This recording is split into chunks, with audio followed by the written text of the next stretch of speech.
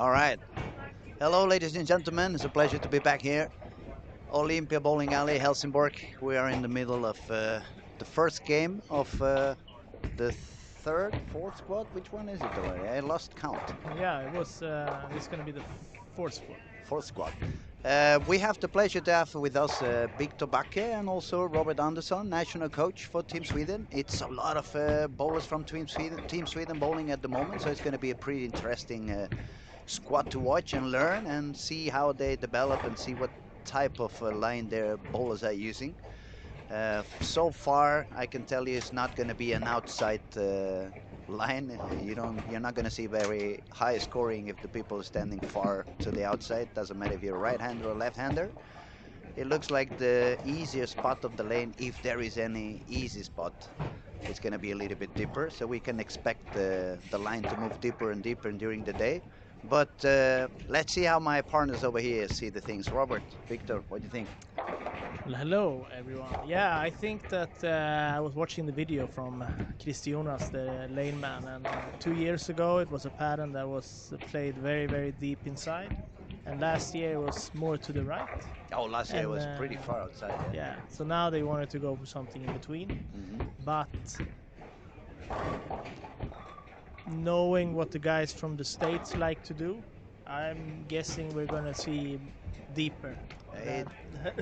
It looks like by the weekend it's going to be some loft on the balls, and at the end of the squad the ball's going to start flying down at the bottom of the lane. Yeah. Also, it's not an easy pattern. You can see the score is not so high at the moment, even if there is a lot of talent on the lanes at the moment. It's not one of those big, easy, open patterns. It's a little bit more complicated. You don't have that much room, so that means you really need to be accurate. You really need to stay away from the penalty zones.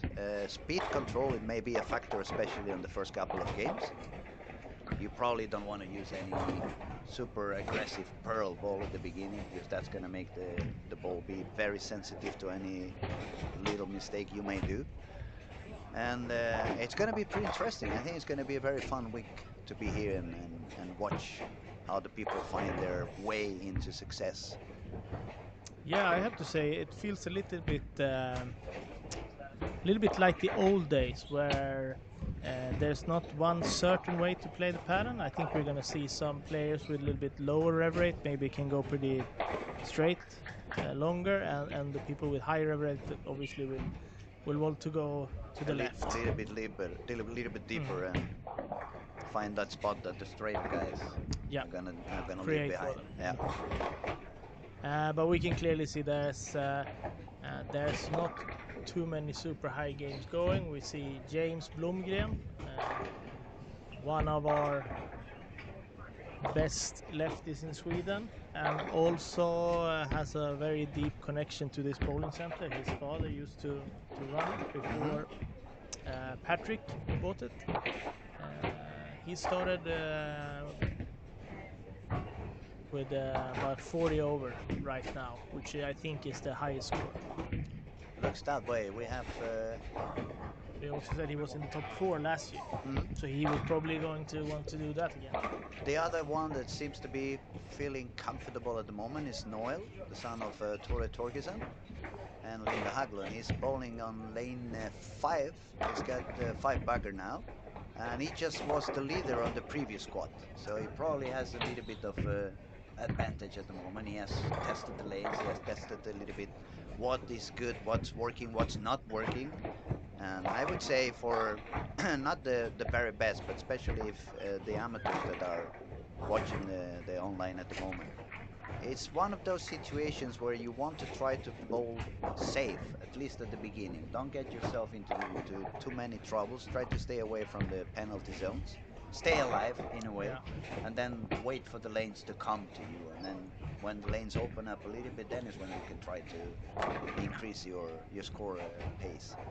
Yeah, we definitely saw a little bit higher scores from game 3, 4, 5. Newell did start last block with 230 bowling with a urethane ball, but after one game it started to look pretty bad, so he switched to a reactive and he got to 1327, so he's in second place overall. But it's also important to know that during all the squads until Monday, there's also something called the early bird squads. So the 4 bowlers the 4 best bowlers that doesn't make the real cut, they make it anyway to the final. From the early birds. Yeah. So the points are a little bit more important than usual in these blocks. Another thing that we can see, since it's a PBA event, it's obviously with the regulation of the PBA rules, so that means no soft urethane at all, no pitch black, no purple hammer, no older tank versions. If anybody wants to use urethane, they have to go to a 78 hardness. That's the black hammer, IQ 78. So that also, I guess, especially for the young players that are really comfortable bowling with urethane, it may be a little bit of stressing having to live behind some of the equipment they are more used to throw on the lanes. And yeah, it's a little bit tight pattern. It's not such a big room, and it's quite interesting. And on the same subject, on lane 7 now is Joakim Karlsson. He bowled in the Swedish national team 11 years ago in the World Championship, and he has made a new run for trying to make it again now. So last week he re-entered Team Sweden. So he's back on track. He's back on track. He's leading the PBA Sweden ranking. The regional? Yeah. The regional one, and he started here with 248, which is a great score. Which proves he's under strong motivation again to perform and to do things the right way. And it's always nice when you kind of reconnect with the sport and you feel that motivation and that hunger to train again and become better again and show yourself out there. And on the subject, I had a talk with him, and we talked about what he needed to do try to make Team Sweden, and he's done a lot better than we hoped, both him and me. And he said that, well, you know, it's good to know. I thought I was a little bit further behind everyone because I haven't bowled for competitive for 10 years. But during those 10 years, a lot of bowler has, I was gonna say, they lost the importance of being accurate and repeating your shot. Because I guess the evolution of the game has brought the bowlers to get used to different things that we did a few years back. Or they have been getting used to having a lot of room. I'm trying to say in the polite way so nobody gets angry. Yeah. In a way, we feel like the patterns lately are a little bit easier than they used to be 10, 15, 20 years ago. Yeah. So I think Joakim, where he started to practice a lot again, I think that he is now taking advantage of that. He has an extremely powerful shot, but he is fairly accurate too. He's also coming from that old school where we needed to be very accurate with our shots. We had less room on the lanes. The bowling balls were not sucking as much amount of oil as they are doing now, so the area was becoming there. It was there. We create area, but it wasn't getting as big as we see nowadays. We see James can get to 240, and also Marcus Johnson is doing well. He can get to 240 if he has a good last frame. So Marcus is the son of Raymond. yes, Raymond Jensen. correct. Mr. 8-pin. Yes. Yeah, we all remember that. I think we're going to remember that for the rest of our lives. For those of you who don't know what we're talking about the Reno 1995 World Championships. Raymond was bowling the final against, I don't remember, was it China or Taiwan? A spinner. Okay. Well, it was a spinner, and it was brand new for us, so we were not really used to see the spinners and the way they strike. They strike in. They have a very big pocket, we could say. They can hit the headpin in many different ways and still strike.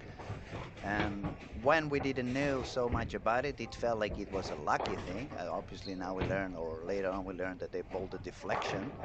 That explained the reason why they could carry so much with light balls and hitting all over the headpin. But the fact is that Raymond made a perfect shot. If he struck out, he would have won the gold medal. And when he made that perfect shot, he get a real solid 8-pin. And Raymond, if you're hearing, I'm sorry I'm reminding you that, but it was a good shot anyway. For sure.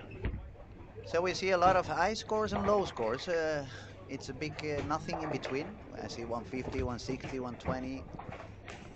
Another 150 over there, but then the guys are scoring quite higher. It's a couple of 220s and 230 over 234 for Simon, and James struck out, so he did 249.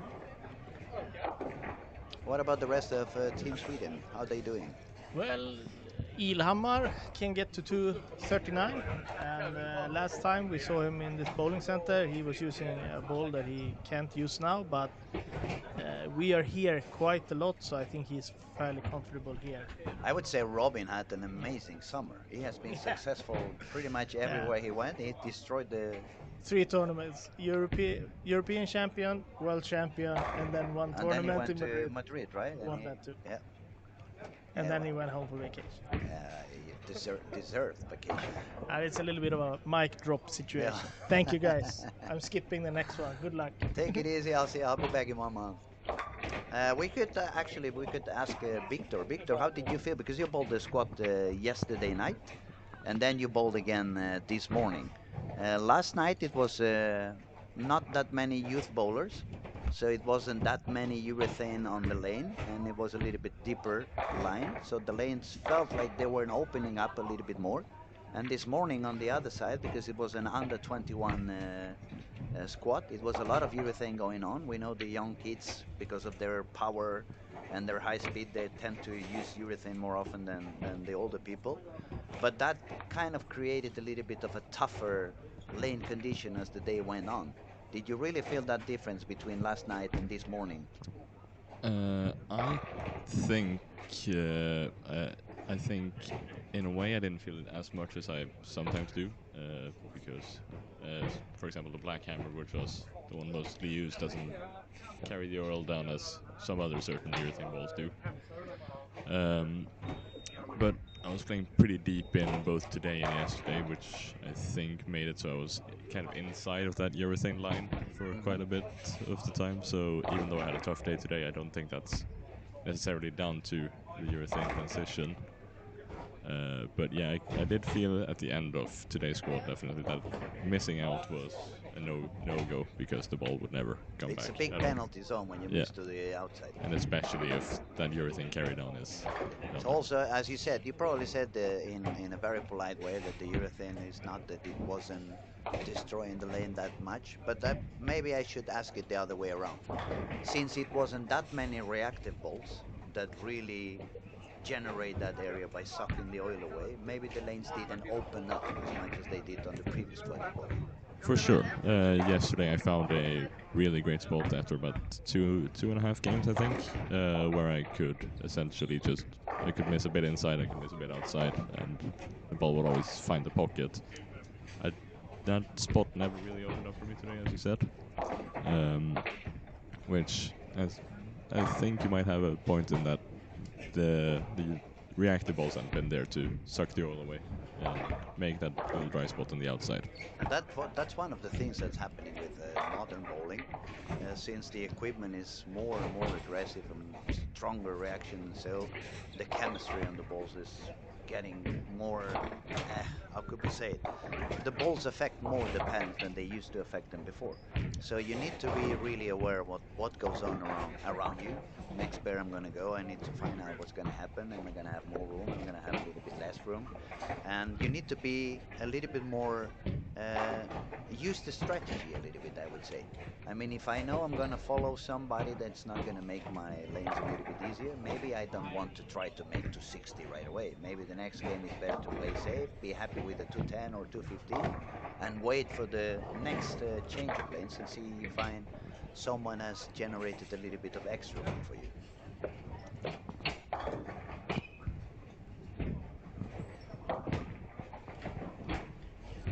All right, so they're starting the game number 2. Still, we're not going to see that much transition. We're going to expect to see people moving deeper and deeper after probably on game 3 and 4th. On 4th game, they're going to start moving in. And then 5th and 6th game is going to be a lot deeper than it is now. Also say that we have one of the more foreign players here already, Tunhat Hakim, who is a pretty fresh PBA titleist from Malaysia. He's bowling his first squad now. He's not doing too well, but he also have a pretty long trip under his belt. Probably a little bit of a jet lag for him as well. So I think that getting that kind of start is probably going to make him try a lot of different things for this block and just. Also, I believe when you make such a long trip to play a competition, you're obviously not going to bowl just 1 or 2 squads. No. So if you're not going to get very concerned if things doesn't really work out while you're doing that first squad, if you see things aren't working the way you want, you're just actually going to use that as a practice session.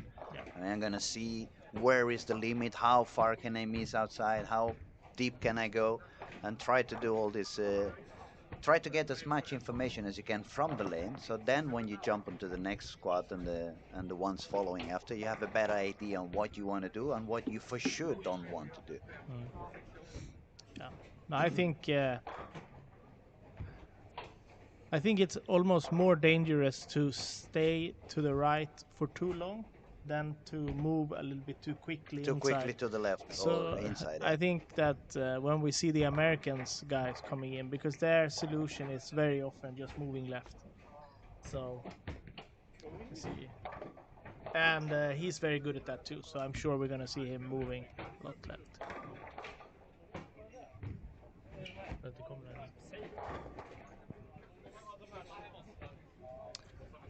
So who else? Yeah, we have William Svensson, who is leading the tournament. Got off to a fairly horrible start.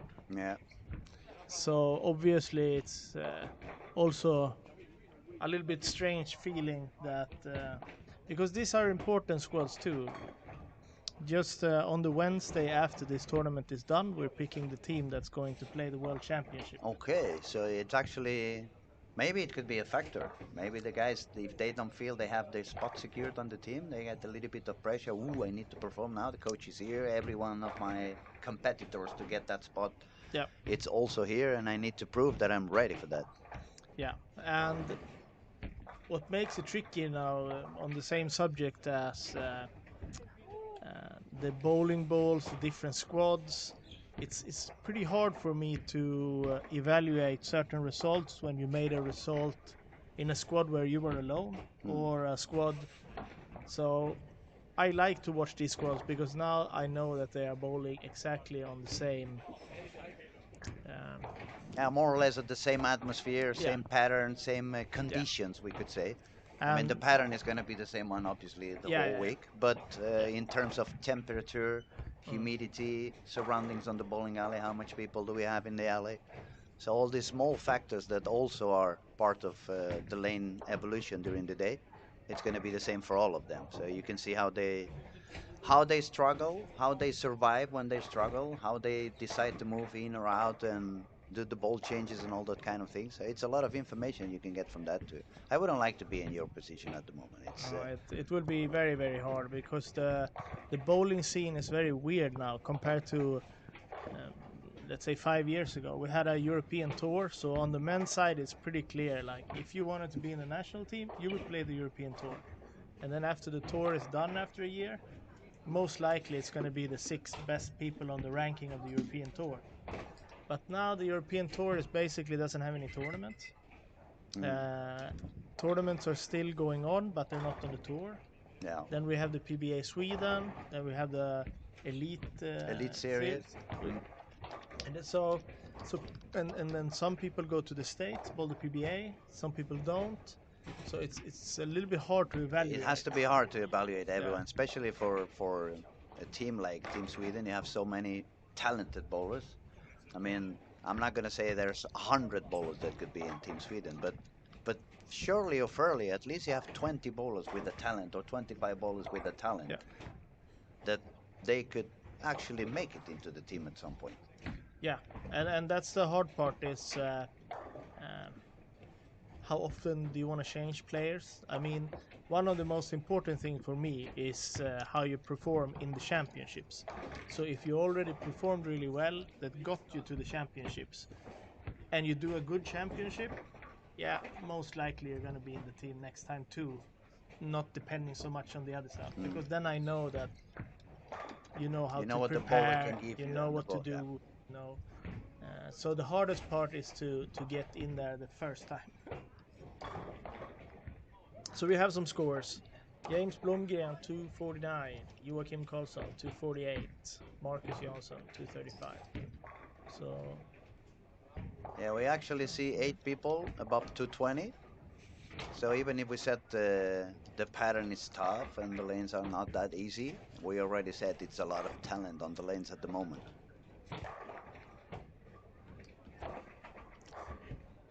You think we're gonna see some 1400 today? said Little high, but maybe yeah, if yeah. they are all more or less using that kind of same spot and open up the lanes enough, maybe. I think game two is gonna be it's gonna be important to see, especially for those who started with 240 to 30. See how they hit the first transition of them all, and the first part that they have not really made their warm up in there, so they need to adjust quickly enough. But if they manage to do also a good second game, and then we can expect the lane is going to start opening up, maybe. For sure, but if James bowls a good game now, he has a good chance of getting to 1400 because then the lanes will not be so different for him. Now I was going to say James cannot expect the lanes to open up that much since he's a lefty. But on the other hand, if he managed to do good on fresh, that probably says he's going to be comfortable all day long. So we'll see how he proceeds. I think also the Marcus Johnson, for example, he has a track record of doing pretty well here early in the qualification. Last 2 years, he qualified right away, and then he just came back next Sunday to bowl finals. But today, so he started good, but struggling a little bit this Yeah, a game. couple of spell misses, one washout. Martin, a little bit under. I see some of the guys are struggling a bit now. It's a transition game. Game two, it's tricky. That's what we said. Game one, you got all the warm-ups, so you have some time to even find the place you want to bowl on, or even generate your own extra area by using maybe a dull ball and staying a little bit to the right or to the left, either lefty of where you really want to bowl, so you make a little bit of extra room. But then when you go to the next pair, okay, where did they make that area? Was it a little bit deeper? Was it a little bit further outside?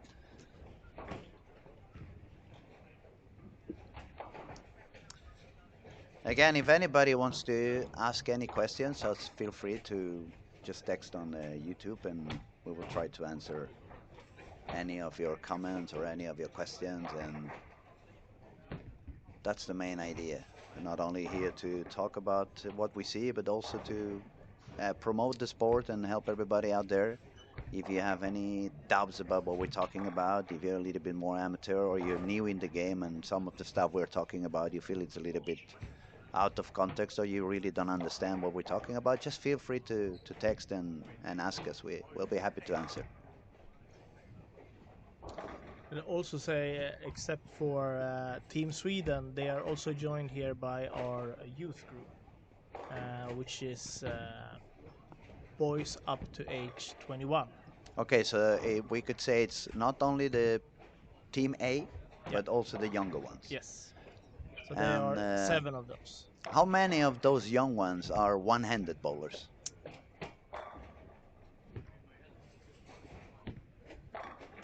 It's the commentator to the right of me. No, so there it's 2-handed. They're all of them as two-handed. Yeah, it's the bowling is evolving into that. I did a small camp in Bollnäs a couple of weeks ago, and the one-handers, they were all the seniors, and the young kids, it was all two hands. Yeah. It's funny to see though, and that's the other thing I see nowadays. 5 years ago, except Simonsen, nobody would go back up. Nowadays, all these kids bowling two hands, at least 50% of them, they use also the backup. It was very dominant in the Youth World Championship in Korea last time, where the only 2 right-handed medalists was Carl and Petit, both bowling backup. Cool. So, so the only way to get a medal during that championship as a right-hander is that you needed some good friends that's left-handers for the team event. Or ball back. When we were here like a month and a half ago, something like that, for the under 21 Wolf youth, I was mesmerized by the Norwegian guy, Matthias. He does it so easy, and also he can bowl like a regular two-hander, hooking the ball, and he can suddenly go back up. He posted the video on Instagram, like, I think it was 3 weeks ago, making a shot back up. It was on 600 RPMs, even on backup. I mean, my wrist was hurting just to see that. It's a good rev rate. I have to say that it's a little bit tricky from spectre to spectre to. The variables, yeah. But we have a few 600 plus people in the team. Joachim Karlsson making it with only one-hander. One hand, yeah. I mean, it still can be done for those of you who are beginning and should I bowl two hands? Should I bowl one hand? Well, nothing is right, nothing is wrong. I mean, the two-handers are starting to dominate the sport. It's obviously, we cannot deny that, but we still see one-handed bowlers that are incredibly successful. We can say E.J. Tackett is the #1 example, bowling one hand, and he doesn't have any issues with power or speed or rev rate or either winning. No. He's for sure, but it's very easy to say the Tackett thing. It comes up quite a lot, but after him, there's quite a lot of two-handers. Yeah.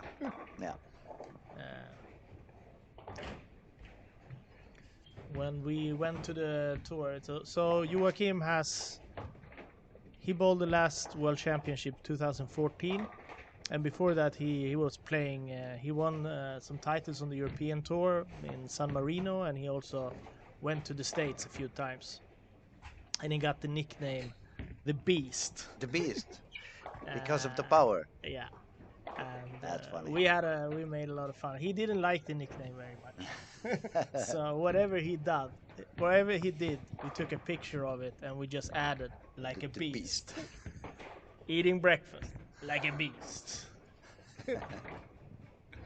But yeah, it seems like on second game, except a couple of exceptions, the score pace has gone a little bit lower. We see a lot of open frames all around the alley. But we said that from the beginning. Game 2 is going to be the most tricky one, probably. When you hit the first transition and you want to find out, okay, what am I going to do? Am I going to go straighter? Am I going to go deeper? Is it time to change ball? Maybe should I move deeper and slow down my speed and stay away from the traffic? It's a lot of decisions you need to make, and you need to understand what's going to happen.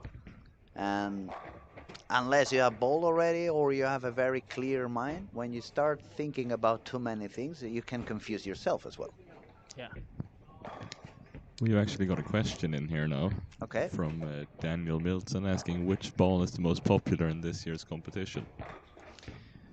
Well, Assuming he's it's referring to been, this. I would say it hasn't been enough series already. We haven't seen enough squads. I don't see any ball that has been dominant. If you ask me outside this competition, I would say the new Ion Pro Solid seems to be gaining a lot of room among the bowlers. But so far it's hard to say because it's not really a pattern that it's going to be urethane friendly. So we don't really see any ball dominating so far. It's a little bit of everything. We see bowlers trying many different things, and I don't know. Have you seen any ball more dominant than others at the moment? No, not from what I've seen. I would just say that the difficult part of picking a ball here is that you have to it's a 44 feet pattern, but it's not that much oil in the end of the pattern, so it's gonna feel like it hooks a little bit more than 44 feet pattern. It's a lot of oil on the heads, but then it's just kind of brushed down. Yeah, and also it's tricky, so that means that you don't want to give up too much control. So I would say that probably not gonna see too many really strong balls. No, In the on the beginning, in the beginning, exactly. You want to have some ball that is not gonna overdo and overreact at the minimum change you do on your speed or the release, or you grip it just a little bit more. You want a ball that's going to be fair to control, but then on the other hand, unless you have a lot of rev rate, you cannot really go for a hard urethane, because since we are talking it's a very deep line, the urethane typically reads pretty early. That's why you have control. But if it reads pretty early and you're bowling deep inside on the lane, the angle that's going to give you in the pocket is going to be very weak. Yeah. So you're not going to carry. So it's a little bit of deciding, do I want to play a little bit safer? Do I want to take a little bit more of risks? Yeah, so from the guys that I've seen scoring high, it's, as I said, not any particular ball, but a lot of pearl, symmetric, or slightly weaker balls that get through the oil and create that down lane motion. So we can see now Joachim bowls 249 again. Again? 48 last time. We So have too many screens in front of me. I lost him. Which lane is he bowling on? He is bowling on 11-12. 11-12, sorry, yeah, 249. So he's on 497 at the moment. And we can also see that both Ilhammar and James on 15-16 is also doing fairly well. Also, we have to say now that Rasmus Nordensson, only 14 years old, can also strike one more time to have 70 over for 2 games. 14? Yeah. It's part of the youth you were mentioning. No. Not yet. No, 14, and you are starting to approach the junior team. So this is our second group, the kids who are here. Well, if he was Spanish, he would be already on the national team. Yeah, but to be honest, I want to be clear that we don't demand our 14-year-olds to play the PBA events. Yeah, no, I'm very happy to see that he's here. I hope he can learn some. And I'm very good friends with his father, so I'm sure he is very proud right now. And it's got to be a wonderful experience for him. I mean, to bowl among the best bowlers in the planet, it's got to be such an experience. Going to give him extra motivation to keep practicing, to keep learning, to keep improving. For sure. So let's see how Noel is doing now. Where is he? He is. He's about even, so he's gonna be about 20 over. I'm sure he's somewhere feels a little bit satisfied with last block uh, because of those Early birds, spots. yeah. We're getting some questions here. What we think this cut's gonna be when I'm out walking around in the bowling center, and that's also very hard to predict at this point. I'm gonna use my crystal head, Yeah, and I guess 1332. I'm gonna go higher. I'm gonna go for 1350. All right, I'm a very positive person at the that was very moment. yeah. Now I think 1350 because even if the lanes are a little bit tough, I believe when we get not only that people have bowled before, so they have a better idea on what they want to do, but especially they have a better idea on what they don't want to do. And as soon as they stop doing the wrong things or the wrong choices and decisions, it's going to make the lanes a little bit easier for everyone around it. Yeah. And as soon as we have a lot of bowlers using the same area, then it should open up even more than it did until now. So we should have a little bit of higher scoring pace that we have been having on this first couple of days of play.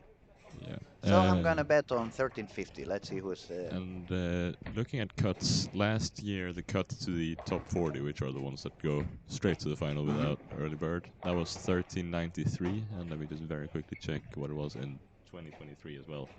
Which I think it was say, lower. 130 something. I think. Yeah, 2023 was actually to the top 444 advanced that year, but to the top 40 was 1337. Top 40 was 37. Yeah. And I'd say out of those two patterns, I'd say 23 is a lot more similar to this year than last year's pattern. 23 was a little longer and Yeah. a little thicker in amount of oil as well. But Yeah. even if it was longer and thicker, I bowled that year, so I remember the lane at the end of the squad. It had already opened up. Yeah. The thing is also Olympia is AMF surface. I believe it's SPL. And it has quite a lot friction. If we had that same pattern on Brunswick surface, it would feel a little bit longer, I believe. Yeah. Now we can see also Hakim from Malaysia. He's fighting his jet lag a bit now, so he can punch out for 248 to be back to even. But James can go to 20, so he can be 70 over. 70 over. And Robin is like 50, 60 over. Mm.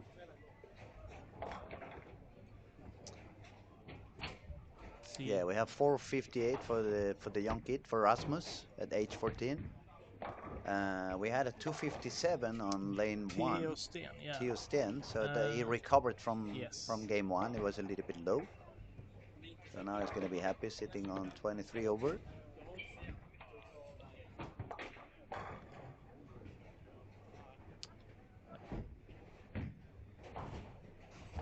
Oi. Philip Williamson seems to be struggling a little bit. Yeah, on, it seems like they are all struggling on 1920. 1920, yeah. 1920 in the center, for anybody who has... Yeah, it is very funky. It hooks a lot more than the rest of the center, from what I can feel, and a lot earlier, so it's easier to... I feel it's easier to leave like a 10 pin or weaker pins in that pair. Do you feel like that is even more on 20 than 19? Yes. So it also makes them a bit tricky because they are a little bit different from each other. Yeah. I can speak about the league play that I play a lot here. I'd say I almost always stand 2 to 3 boards more left on 20 than I do on 19 because of how much more it's hooking and how much earlier it's hooking. But that's something we see pretty much everywhere in the world. The corner lanes, they always have that tendency to be slightly different. It could be because of the construction, maybe the topography, and it could also be they are so close to the walls of the building, so the climate outside, it can affect it, even the heat, even the cold. So it's a variable factors that intervene in what goes on the lanes. We usually, and I'm including myself because I did that when I was younger and I had less knowledge. We have the tendency to blame whatever goes on oil guy and Yeah. the machine. The guy doesn't know how to oil the lane, or the machine is broken, and it's not cleaning properly, or it's cleaning too much, and it's actually a lot of factors happening. It's never the man of the machine, and whatever happens on the lanes is usually the bowlers. Yeah. Whatever the bowlers are doing is gonna affect the lane. So you guys out there, stop blaming the oil guy and understand that transitions is about the traffic that the bowlers are creating. The only thing to watch out for is that in these big professional events, you always do what you call your burner lane. So if you would just put the machine down and oil the lane once, it would be a lot drier than the other lanes. Because usually you need to run a lane for the machine to get all the oil inside the machine. So that's the only thing that the oil guy can do Oil wrong. guy can do wrong. Yeah. Forget to do the Forget to kind of get the oil brush wet. yeah, but that doesn't happen in this kind of events. No, no, no. And we are very lucky with Chris being here. He's one of the better oilmen out there in the planet. And he's also very open, very kind. He's going to do a Yeah. seminar in this event. Besides the main event and the bowling and the competition, we have a few different things going Mm. on this Storm Lucky Larsen. We have a friendly golf competition next Wednesday. We have a kind of a party where everybody's invited later on the bowling alley that Wednesday as well. We had this morning a seminar with people from Strike Mind. They were talking a little bit about mental game and how to control pressure, how to control when you get angry and stuff like that. We know also that Matt McNeil is going to come from Storm's going to talk a little bit about material and speak a little bit about layouts. So it's a very interesting week. I mean, some people, especially for example for me that I come from south of Europe, a lot of bowlers tell me like, no, no, I cannot come and bowl this kind of thing. It's I don't have the level, I don't have the skills. But it's not only about competing. It's about getting into an atmosphere where you're gonna learn a lot of stuff, Yeah. and you can see a lot of things going on that then you can bring back to your own country. So it's not one of those events you just care about, oh, I go there, I have to win, or I need to make the cut to get some money back. It's a lot more going on. Yeah, you can get a lot of valuable information. I'm gonna have to ask you about every time you guys talk about the golf thing. You say everyone is saying a friendly golf tournament. It's not that What friendly. Yeah. what has happened on this golf tournament before that you need to be so important to tell everyone it's gonna be friendly? Yeah, I guess for that we should find the owner of the alley and ask him a little bit. No, no, I'm just kidding. We're just gonna say, see how friendly that golf event is gonna be. That when I checked on my Instagram the last 10 days, the owner of the alley has been golfing every single Yeah. day. So I guess he really cares about his Yeah. performance on that golf event. All right, so we have some good scores from Joachim. Unfortunately, a split for Ilhamar in the 10th frame and a decent score for James. We do have some fairly low scores from the bowlers on 1920 right now. Yeah, we see Marcus Johnson with 160. We see Philip going for a 130 something. That's quite surprising. But that also tells you it doesn't matter how good you are or how talented you are, everybody can struggle. Everybody can have a very low game. What's important is what you learn on that game and what you do after that game. Are you going to carry that upset feeling in your mind for way too long so it's going to affect the rest of the day? Or are you going to be cool and smart enough to just leave it in the past and focus on whatever goes on right after? Yeah. We are getting old. We give what do you call it, wise. Yeah. It's very easy to say that. Yeah, very easy to say, very tough to do. Yeah. Yeah. Sometimes when you look back and think about your own reactions to certain things, you could have done it differently. I don't know how many T-shirts Yeah. how many bowling T-shirts I lost on the way because I did the whole Hogan in the middle of the. There was a time in my life, I have to be open about it. I had to go to the events with two bowling shirts because I knew at some point I would explode. I'd go Hulk Hogan, and the shirt would be open.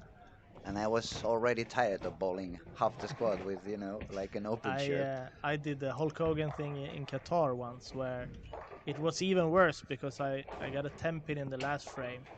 I ripped the shirt and I miscalculated, so I actually made the cut. So I had to try to tape it together because it was one of those where you got a shirt in the beginning of the tournament, and everyone had the same. So I had to put it together with thumb tape. That was a little bit embarrassing.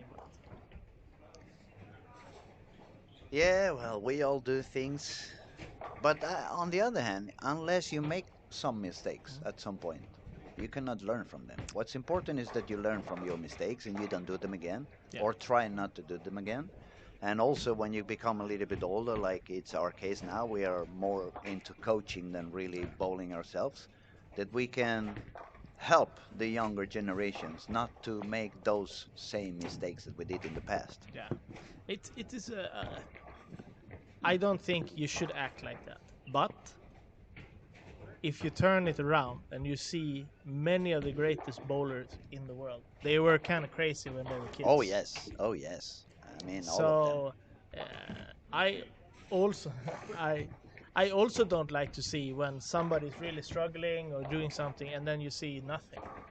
That's a little bit scary No, for me yeah, because that's a little bit. It when feels you like see the kids become upset or mad, they don't have to kick things, but it means that you really, really want it. I said sometimes when somebody is acting like that, like they make a lot of mistakes and it seems like they don't care. Mm. Then I'm go like, "Eh, is he really hungry about Yeah, competing with us? Is he really hungry to try to achieve something, or he really is not getting angry because he doesn't care?" exactly.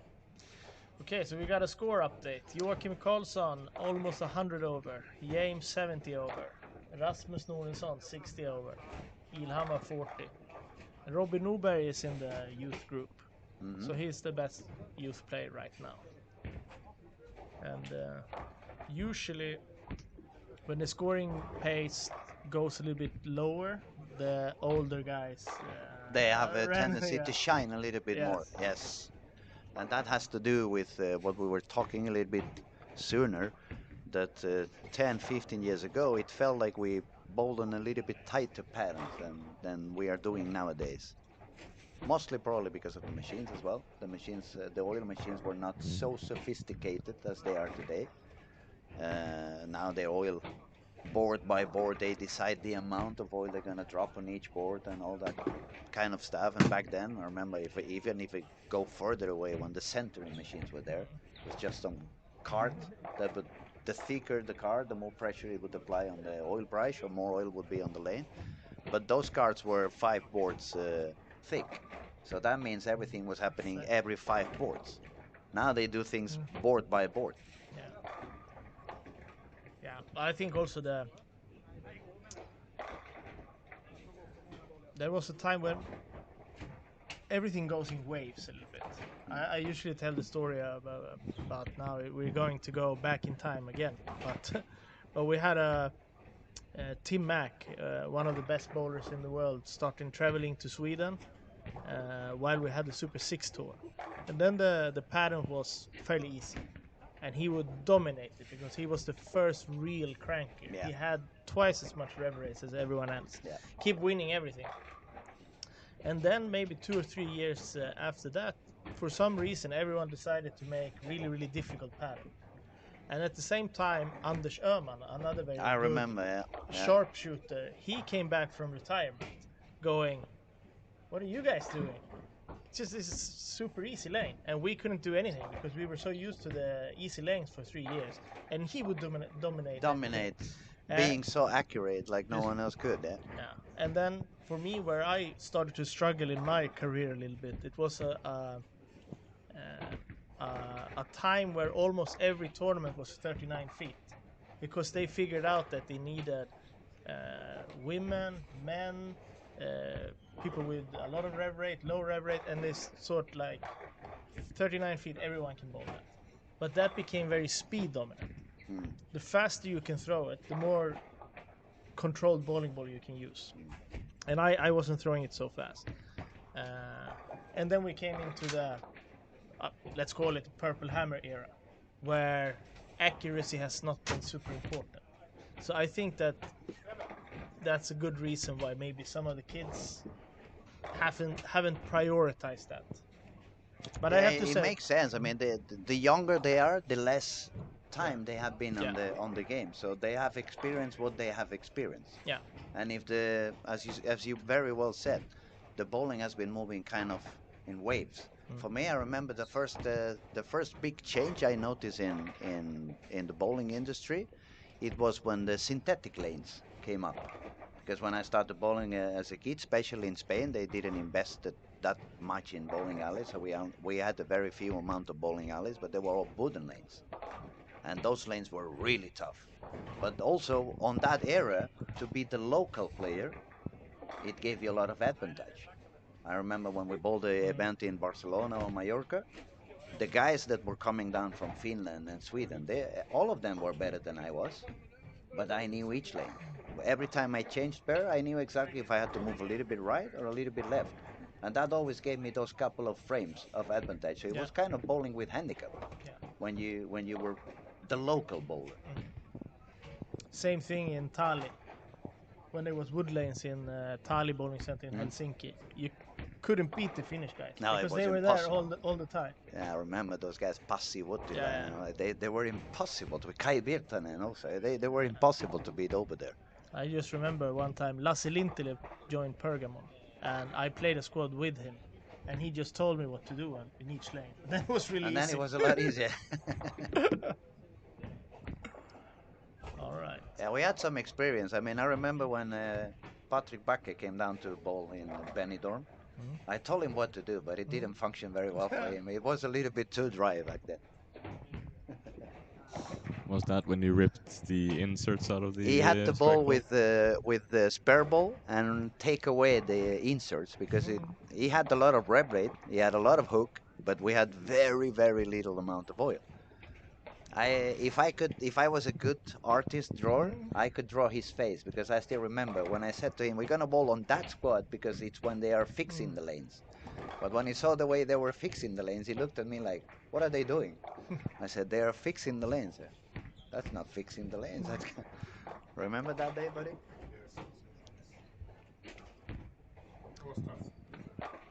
It was a very tough event, actually. I won that one, and I bowled below 200 average.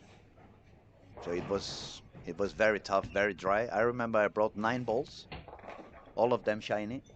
And Patrick was asking me, "Why are you bringing all the balls shiny?" I said, wait till we get there and you'll understand. I would simply change ball every couple of games because the surface was gone. And that also was a wooden lane. But it had not been resurfaced for, I don't know, probably since they installed the lanes. So when the boards were opening, the oil would fall in between the boards and the heads would become super dry. So back to the action. Let's see. We have Joachim with 497, James 472, and Rasmus 458. Let's find them on the lanes and see how they're doing now. Rasmus is with 3 open frames on lane 17, 18. And Robin is actually doing pretty well on 1920. On 1920, I was going to say, yeah.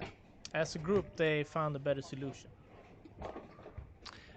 I wonder how is it going to affect James being a lefty to bowl on 1920. Is he going to feel that big of a difference or not that much? I don't know, but he has for sure done it so many times that he has a good idea what to do if it is different. He's got a lot of talent. He's one of the players I really enjoy watching because he has that kind of a mix between modern bowling and old school. It's kind of a mix of both. He's got the best of the both worlds, I would say. He's got the balance and the control and a little bit the elegance of the old school, but then he's got the power and the rep rates as well as pretty much a modern bowler. For sure. It's become like before you never like you as a right-handed you need a rev rate, but as a lefty it's fine. You don't need any rev rate. But that's not how it is No, anymore. now it's a different game. Yeah. So I would say he's still in.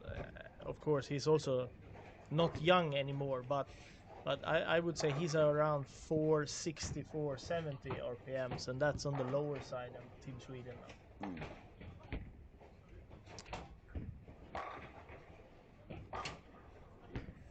Ilhamar is doing well now. And you can see him too, when we were watching the World Championship, but also handling his emotions. He's very good at that. Yeah. He got a big split the last frame. You see him just go, crap. And then he takes two and just continues next game. Not any worse than that. No, and we said before, it's not only about the technique. It's not only about finding the easy spot on the lane. It's not only understanding which ball's going to give me the carry, but it's also to control your emotions. I mean, you can be the very best in the planet on technique and lane reading and grabbing the right ball, but if your mind is not set properly, you're still going to lose control. You're going to lose the abilities that made you who you are, and then it's game over.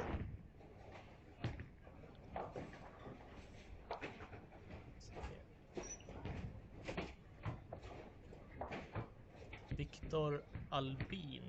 Maybe you can check, Victor. I'm pretty sure that he, one of the other years, made a massive block here.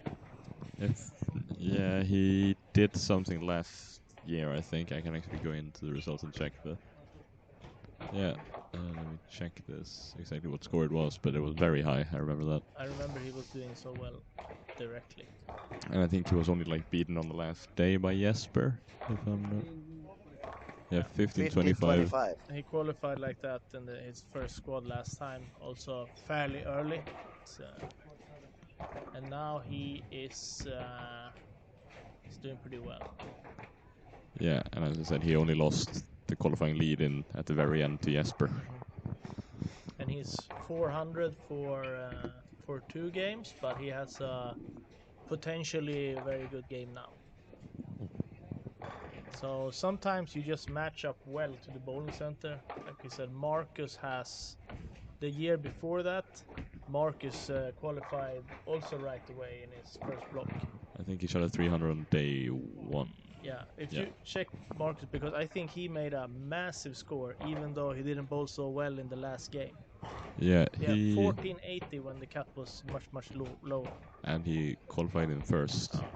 Yeah, and he did shoot 210 in the last one, but he had 1270 for 5. Look, so he missed. He was 40 from the cut after 5 games, which is fairly impressive. Yeah. All right, just saw on lane 15 and 16, Philip and Carl, who did not start on their best, especially for Carl. But both of them are really deep inside. I saw Philip around 424, 23 on the arrows, and Carl was even deeper. And now they seem to strike. They both have a double, so I'm thinking the transition starts to show up on some of the birds. And we can see the bowler start to go deeper and deeper. Joachim is struggling a little bit. He was a little bit further outside than the two of them, because I just saw first was a Philip shot, then was Carl, and then when I saw Joachim, it was like at least 5 boards further right. You see how deep that was for Carl? So he moved like 26 more or less in the arrow, 26, 27, and it looks like he missed one to the right. That's why he got a soft 10. Ball read a little bit earlier.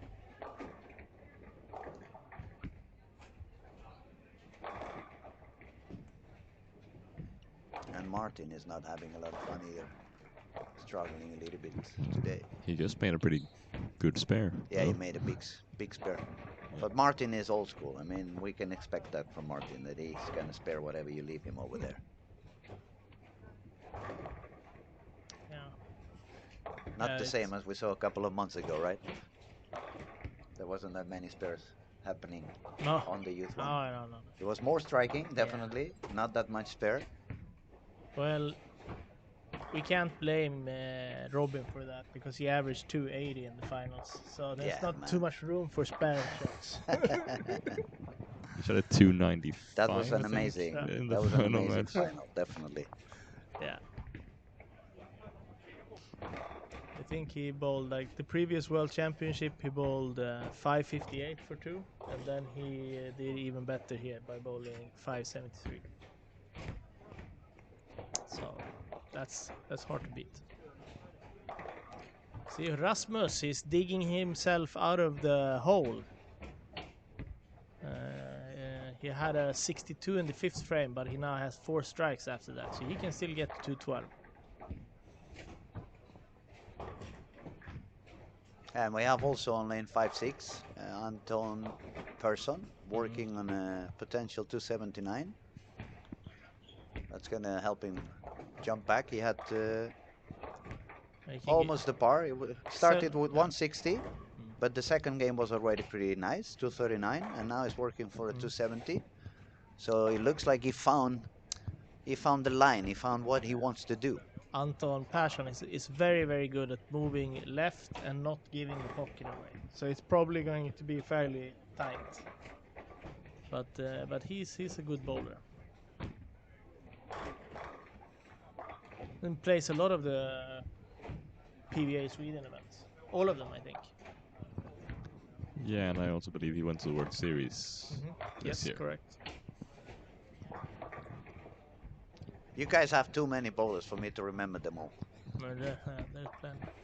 So this year it was 15 Swedish people on the PBA tour. 15. Very happy. We are after the US, of course, the biggest group. The biggest group, yeah. That's. And it was a successful season. Jesper did pretty good. Yeah. And then Rasmus won title. One of the titles as well. So cool. What is called 3 on the left? 3 on the left, yeah. Whatever he did, it was quite. I didn't see. I wish we could rewind. Just to see. I saw it. I think his break point was at like 20 almost. So he missed a lot left. Yeah, he missed a lot.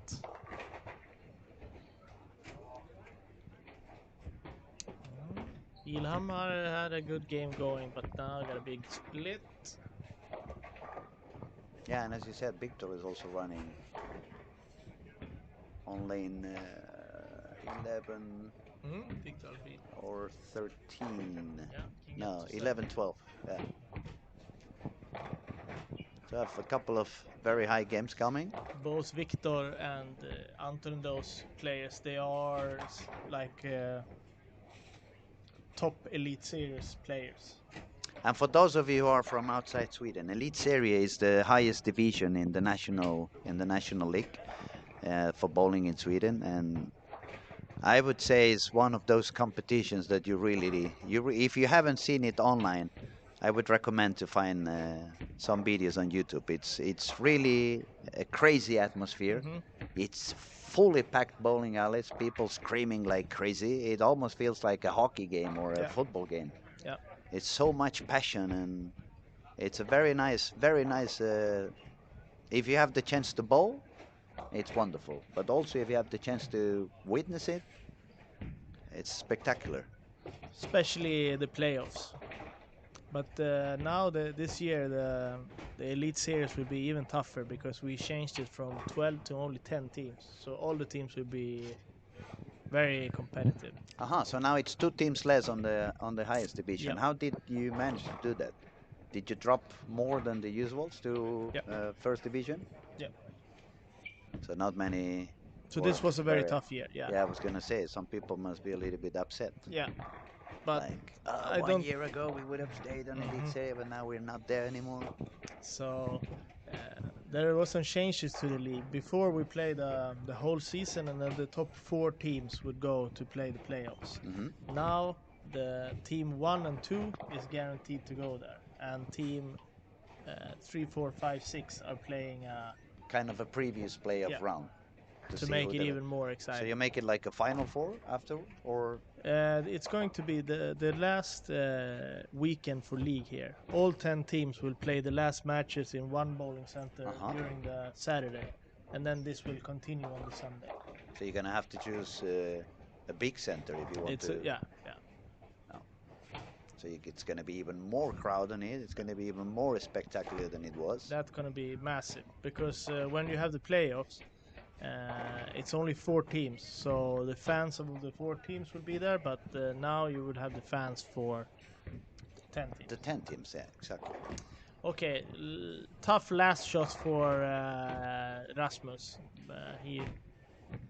He gutted the field shot for a 180, so now he's 38 over, which is still a great score.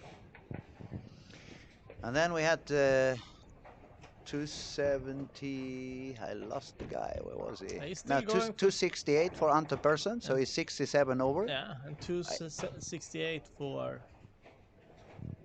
Victor Albin also. But on that pace for Anton, it's going to be impressive, because if he's getting 30 pins higher every game, pretty soon he's going to be doing 300, 300, 300. Yeah. James finally doubled. He has been struggling getting a double on lane 20, but he finally got it in the last frame. But that's what you expect from a player on this talent. It doesn't really matter. He doesn't find it. He keeps moving, doing small adjustments, taking all his spares, hitting the pocket, and finally by the end of the game, with enough patience, he found his spot. He could make a double. Now he can make it to turkey and still go away on a tough pattern, on a tough pair of lanes, better said. Still managed to do 220 or nearly 220. Yeah, that's one thing you see with the guys that are really good in these longer, or in these shorter blocks, maybe, that they avoid those, what you call it, blow-up games, where they shoot like the 170s, 160s. And that is also a factor. I mean, when you bowl on a very easy pattern, you don't require that much energy from your mental game. But when the lanes are tougher and you don't have such big room, you need to be paying attention all the time to what goes on. So you get to the end of the day exhausted. The energy goes away much quicker. And I have to say too, if you compare us as a group, my group, you become a product of your own environment. And I would say Sweden right now, we are really good at easy lanes, especially when we can use Eurotech.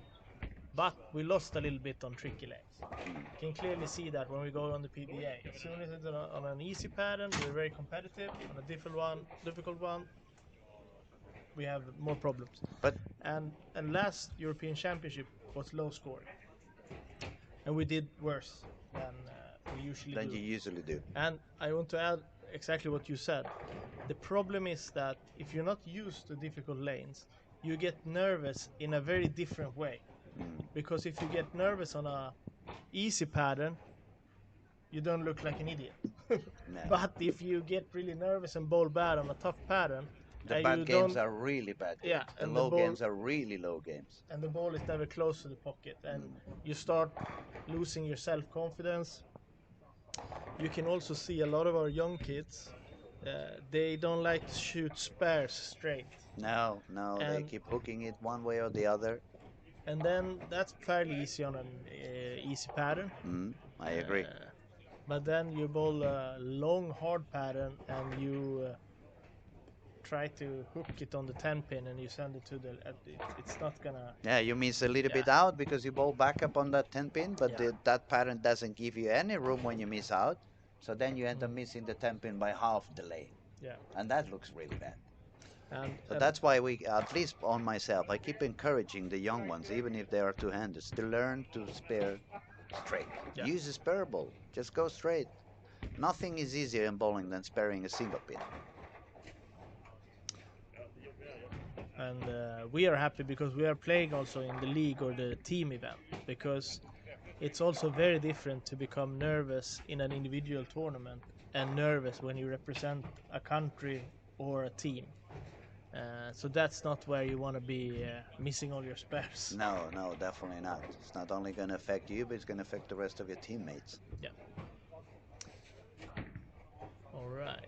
Who is in the lead now? It must be pretty tight between Joachim,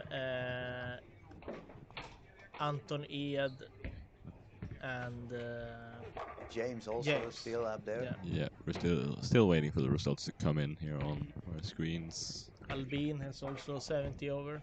Mm. But with the scoring pace there now, I don't think we're gonna see the The 1400 14, yet. I was gonna say the 1400 looks a little bit further now, Yeah. but I only need one guy to shoot the 1400, so I don't look like an idiot that doesn't know what he's saying. And I'm hoping that the lanes open up from now on, since we're now starting fourth game. Transitions should be there, Yeah. and hopefully some of the guys find a little bit of extra room and can surprise us with another 700 series on the next three games.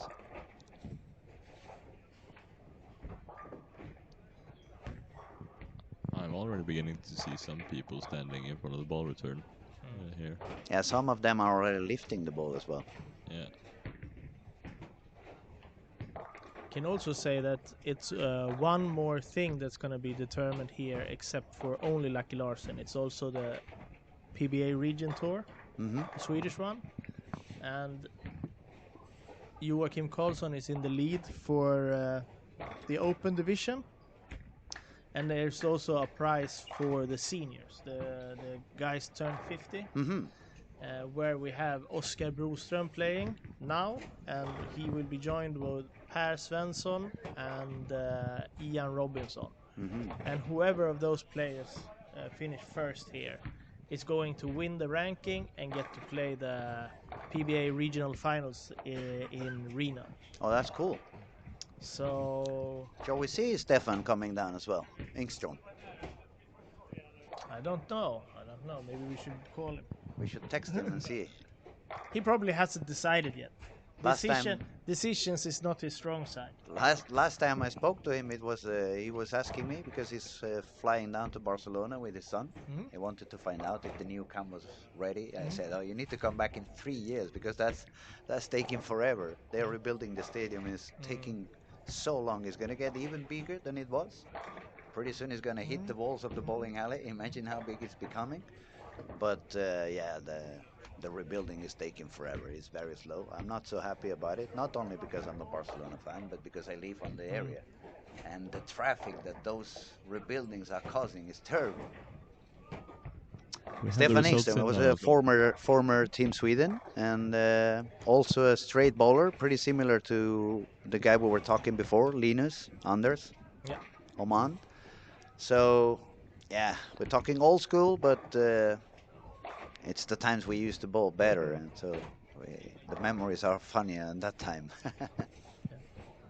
So the scores are up now. Joakim Karlsson is holding on to the lead with 79 over. James Blomgren 74. Victor Albin 68. Anton Persson 67. And Robin Norberg, youth player, 51 over.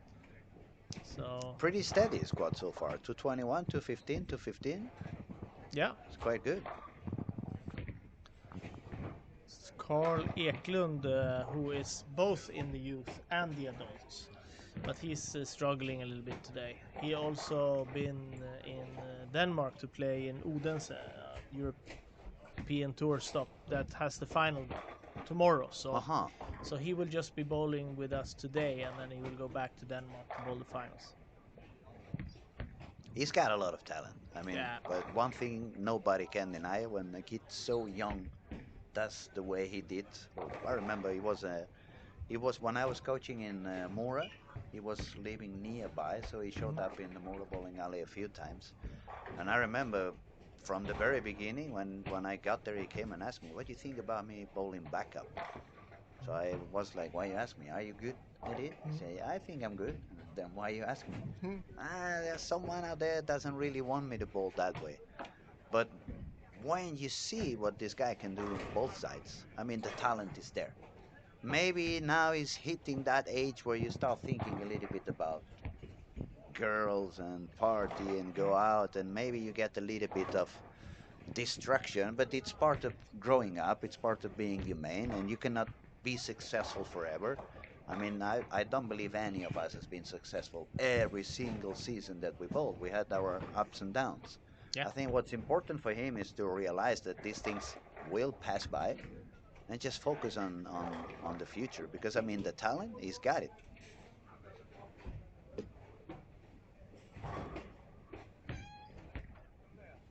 So he's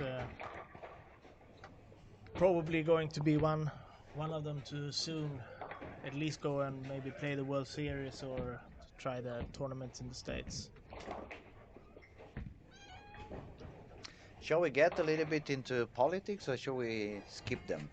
Because some people has been texting me and asking me, what do you think about these rules now? Some people, some federations, or some zones have forbidden certain type of Yeah. balls, and some have decided not to. So that's why I'm asking: shall we get into politics, or we just skip it and say, you know what, it's not our. Definitely, I'm not the guy deciding. So I have my own opinion. If anyone wants to know, they can text me private. I will share it Yeah. happily. But I want to be correct, and I understand both sides. I mean, Yeah. for me, I can understand those who decide, let's skip this kind of bowling balls, and I understand those who say, we cannot skip those bowling balls because of whatever the reasons. Yeah. I mean, nothing is black and white in this life, unless you're alive or dead. Everything else is in grace. Yeah, for me, it's I get a lot of questions about that too, but I got very good advice from my old boss of Pergamon.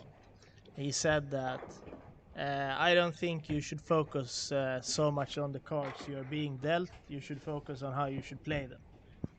And That's very wise. it's very good because, and it's actually tricky for me because with different rules, like on this tournament and on the championships, it makes it a little bit less valuable to see to compare to what would have happened in the championship. But we will see. The only thing I would say to those who are listening and watching is like, why get into fights? I mean, just you may have one opinion and the person in front of you may have a different opinion. But I've seen, especially on internet, people is using aliases and so they can talk a lot of crap. And I've seen some people trying to be very polite. It was a very long post on Facebook by Jason, for example. He was giving his opinion. And some people was telling like, he's just saying that because he has to be politically correct. And it's like, why? Why should it be like that? Maybe that's his honest opinion. That's the way he thinks things should be done. And as we said before, everything has its ups and downs. Yeah. Refer to Victor's projection that it hooks a little bit more on 20. We can see Joachim Karlsson going very light on 19 all the time now and getting to the pocket on 20. So I think you looks like you're correct on that one. Yeah, maybe I am. I haven't seen his other shots though. Oh, there's been good shots on the right lane, and then this is it was a very light strike and then a 2-pin and then a 2-8. Some strikes again. Maybe it is opening up.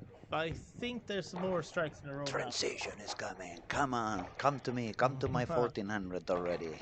You need the right people to do it. Anton Persson is doing very well again. He's my horse at the moment. Oh, Joachim misses Keeps that improving spare as those well. 30 pins per game. He's gonna be the one. You were talking about the PB in Sweden points a bit before, but I put them on the screen for us here, and as we said, Joachim is leading the general qualification, and then we have Anton Andersson from Göta in second, tied with Dan Harding at 70 points. That's 12, but this event counts, I think, 1.5 times the points. And a lot of Jota there. Yeah, a lot. And then Arnar Jonsson, who is in fourth, is already qualified for the finals here because he won the event in Eskilstuna. And that's going to be the same with Pontus Andersson and Carl Morgan.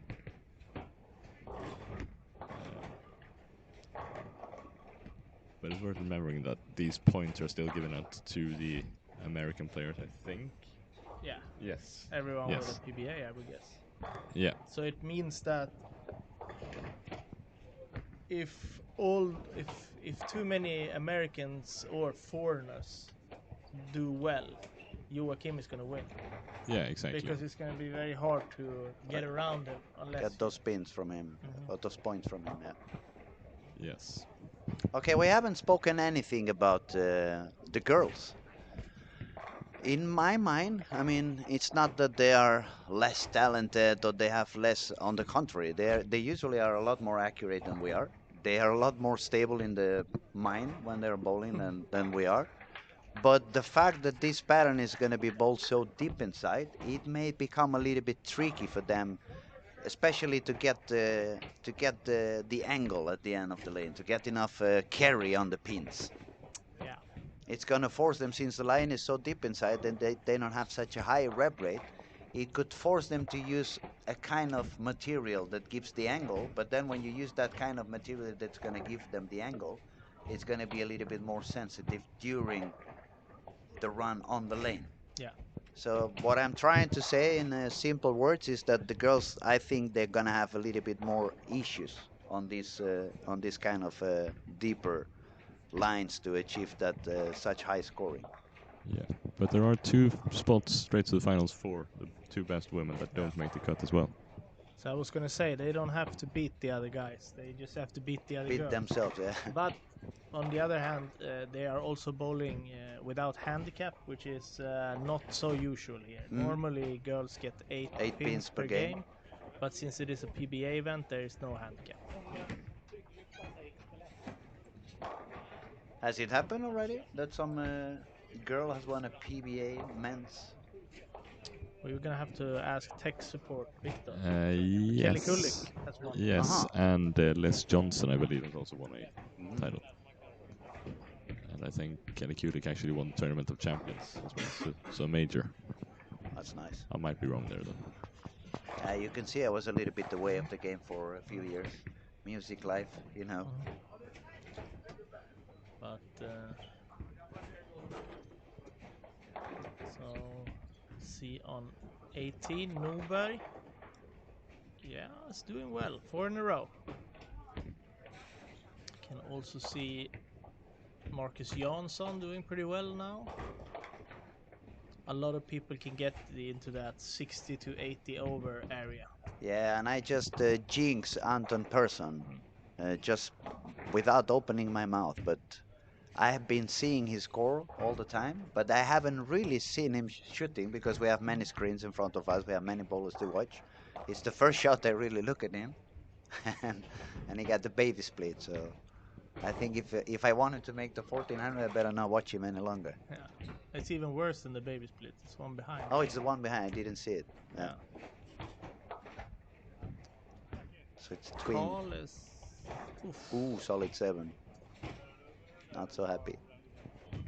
Yeah, I think maybe he's on the point where. Is there a turbo? Yes, there's a turbo in games 5 and 6, so the highest scoring player in that particular game that doesn't make the cut also goes to the final. So right now we're only game 4, so no turbo yet. But the next 2 games are accountable for that.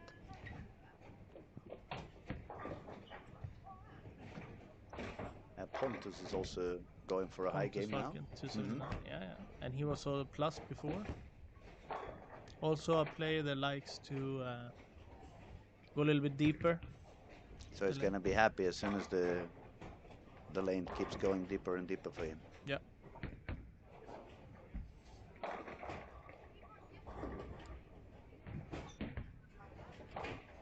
And this is the home center for Göta, which you saw a lot of players on the PBA on the Sweden ranking, list. Yes. They've also become a little bit stronger this year, where Joakim Karlsson, who's in the lead, is going to start playing there too.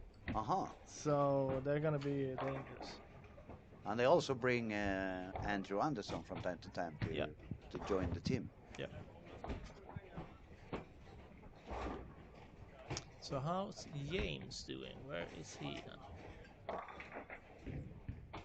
I lost him. Oh, here. They are on 3 and 4 with Robin.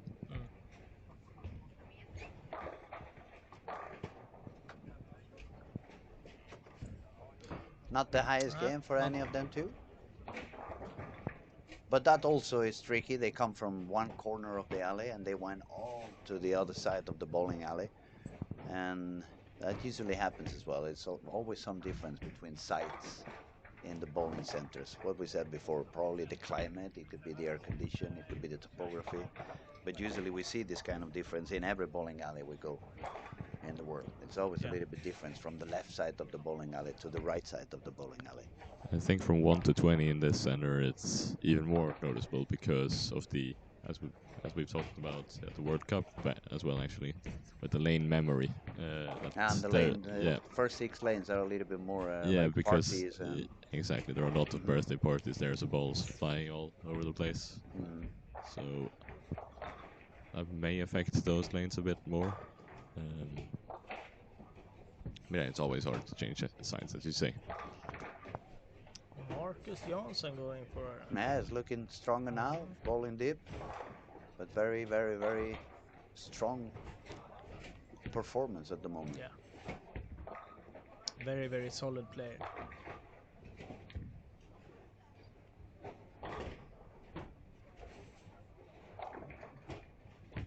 It's mesmerizing. I mean, every time I come up here, even when I was a kid and I came up here, my eyes got exhausted by the end of the day because it's like wherever you look, you can see some talented bowler and you like the way they do and you want to learn from whatever they do.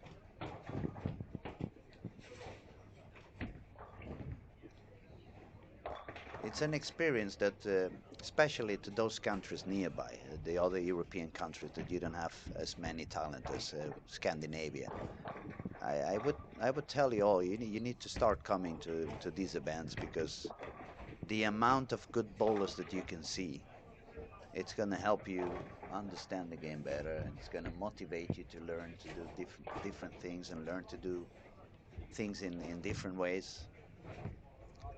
And it's also a place where you get treated like when you're home. I mean, every time I came up here, even when I was a little kid, I felt loved. I felt taken care of. I mean, Sweden is a very, very warm country. All the cold weather you have, you compensate with being warm inside. That's why we try to stay in the south of Sweden, where it's not the Not coldest. that cold. Yeah. We have Stay another away from question as big. well. We have a question. Yes. Yes, from Big Funky Swede. What do you think the difference in scores would be if the players were allowed to use the infamous purple hammer? Well, if I'm honest, I think the purple hammer wouldn't be such a big help in this kind of pattern since the line is a little bit deeper. Of course, if they have a lot of rev, they would manage to make it work. But then on the other hand, it's a ball that, as we all know, it's going to push the oil a little bit down. And I'm going to say if it was a pattern that you could have a lot of friction on the outside, I wouldn't mind that the purple hammer was there because then I would use it as a hold on my left side or inside line. But when there is no friction on the corners, if you put on some urethane that has no track flare and it starts pushing the oil down, in my head, the only thing that's going to happen is going to make the lane tougher and tougher and tougher. So as soon as we hit the transition on games 4, 5, 6, instead of finding the lane has opened up from the beginning, it's actually getting tighter. At least that's how I see it. I don't know what you guys think about it. It's it's a hard question. We made a tournament called Captain's Invitationals, where we played the same pattern 2 times. One time where they were allowed to use it, and one where they were not. Hmm. And it was quite a bit different. But I agree with you. It's probably the guys with a lot of rev rate, they could make it work here. But most of the guys have high rev rate. It should be that you wouldn't get too much good angles with a purple here, but I've seen that ball strike quite a lot without those angles. Yeah, it has something on it that it manages to get deep in the pocket no matter what. It has a lot of continuation when it hits the pocket. But what I'm more doubtful is what kind of traffic it would generate because it doesn't take many. Let me call it that way. It doesn't take that many non-skilled bowlers to, in a way, make the lanes tough. I was talking a little bit slow because in my brain only bad words were coming out to express like, and I'm trying not to say any swearing or stuff like that. But what I mean is, if we could use the purple hammer in this kind of event, I am strongly believing that the first three games would be higher than they are now. The score would be a little bit higher overall, not the top bowlers, but overall in general. But by the end of the squad, we wouldn't see such high games as we may see on the following days and the following squads when people is using the resin that's going to open up the lane. Yeah, I think it's difficult to say really what it would be like because it varies a lot from center to center and pattern to pattern how that particular ball works. But I think overall the scores would be lower if it was allowed. But that's just my guess. I think so. I think it would be a little bit lower because as soon as you push the oil down, you have a little bit more over under reaction, and especially when the lane opens up and the lane dries up and you want to just go deeper and try to use the area. Maybe you're swinging it into a breakpoint that is not the wrong breakpoint, but because it has been some traffic that has pushed the oil down, all of a sudden it's going to also feel like a penalty zone, even when you're bowling on the right spot. And that's the reason why I believe if the purple hammer was allowed in this event, it would make the lanes a little bit tougher by the end of the day. And we can see some high games now actually. We see both Anton Persson and Victor Albin continuing bowling well. Marcus Jansson, Martin Larsen, 240 to get to plus 20. Also see Lucas Fjällborg can bowl 290. He was struggling a little bit before, so It's more people over par on this squad, that's for sure. We can see Team Sweden is out there doing their job. Yeah. We don't see anyone being 100 over yet. Only one. Anton is 100 over. He's 100 over. 100 over. So we need him to. I need him to shoot 500 on the next two. It's so, a tall so I order. get that 1400. He is good, but I'm sure Anton would be happy with 462. Yeah, Also. for sure. Also, I think Robin Newberry is he's getting close to 80 over now. And Victor Arvin also is 894 at the moment, so he's pretty close to 100 over. And we can also see Hakim from Malaysia with his very bad start. He can get to almost 80 over. I said when the lanes goes inside, He shines instantly. So he is probably did not do what I said when he started 150 to just give up and try things. Yeah. Maybe he was just thinking of trying to make the final. And we have a guy on his way for a 290, Lucas over there. Lucas, yeah. He had a little bit rough first 3 games. 100 under, but he can get back to almost even. Almost a par at the moment, yeah.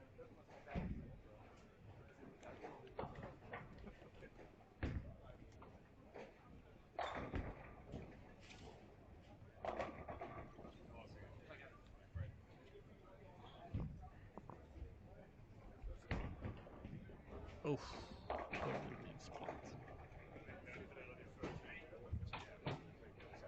I've seen Roman on the previous squad.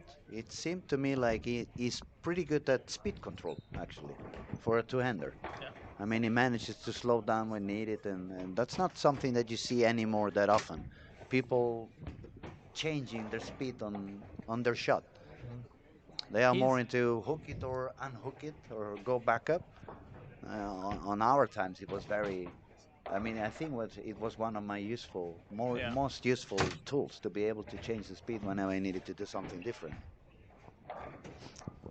For sure, he's a pretty strong guy, so he tends to sometimes muscle it a little bit.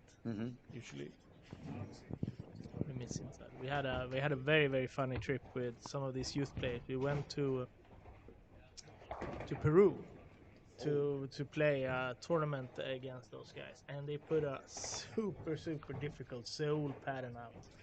And I think out of the 20 weird things I've seen, 15 is from that trip. One of the guys, he left the 10 pin and he threw it in the left gutter when he was supposed to spare because he was trying to back up, but it didn't hook on the outside. And on another shot, he got stuck in the approach and he managed to get only 479 on the first shot. That I've never seen before. 479. I have to think about it. 479. Yeah. So the 4 passed through Yeah. the Yeah. 5 Yeah. and the 8 and just took the wow. And the ball avoided the 4. No, sorry. The 8. Yeah. So yeah, it was yeah, the basically 8. almost taking only the 7 pin, Yeah. but he got 2 more. And in the single event, Newberry won an amazing match, 128 against 132. But he Good. won. Not so good. Not so good for the business when you try to make the game look spectacular. No, that was not good. But we had a lot of good conversations about spare shooting straight. After I can understand why. I told him that you can do whatever you want to. If you come and show me any of the 10 best bowlers on the PBA tour, not bowling straight, then I will let you also do it. Yeah. I'm curious, what was the average during that tournament overall? Or from our side, it was one Swedish team and it was 5 Peru teams. We were the best, and they averaged between the lowest average for 18 games was 173, and the highest one had 181. Yeah.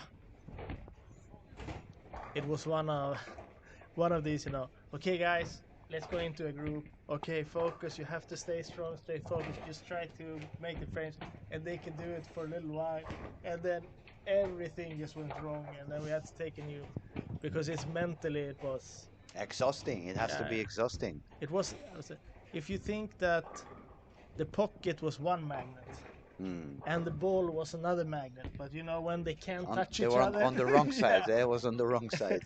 That's a little bit how it avoiding. But obviously it was no one's fault because we actually won everything, so it was even more tricky for the other guys. Yeah, that says something when the best team is averaging in the 170s. Yeah. But I also asked them, so what do you guys think would happen if you bowl the adult guys over 30 on this? Oh, they will run us over. Yes. Absolutely. But I think it was a very, very valuable lesson. We did get away with winning the whole thing, but also with a lot of things to improve. Kind of a wake-up call for some of the kids, I guess. So we got the scores now. We have Robin Persson, Anton Persson on 100 over. So he's very, very good at keeping it straight line to the pocket, and he's one of those players where you have those players that oh, he's doing good, then I know exactly what you can do.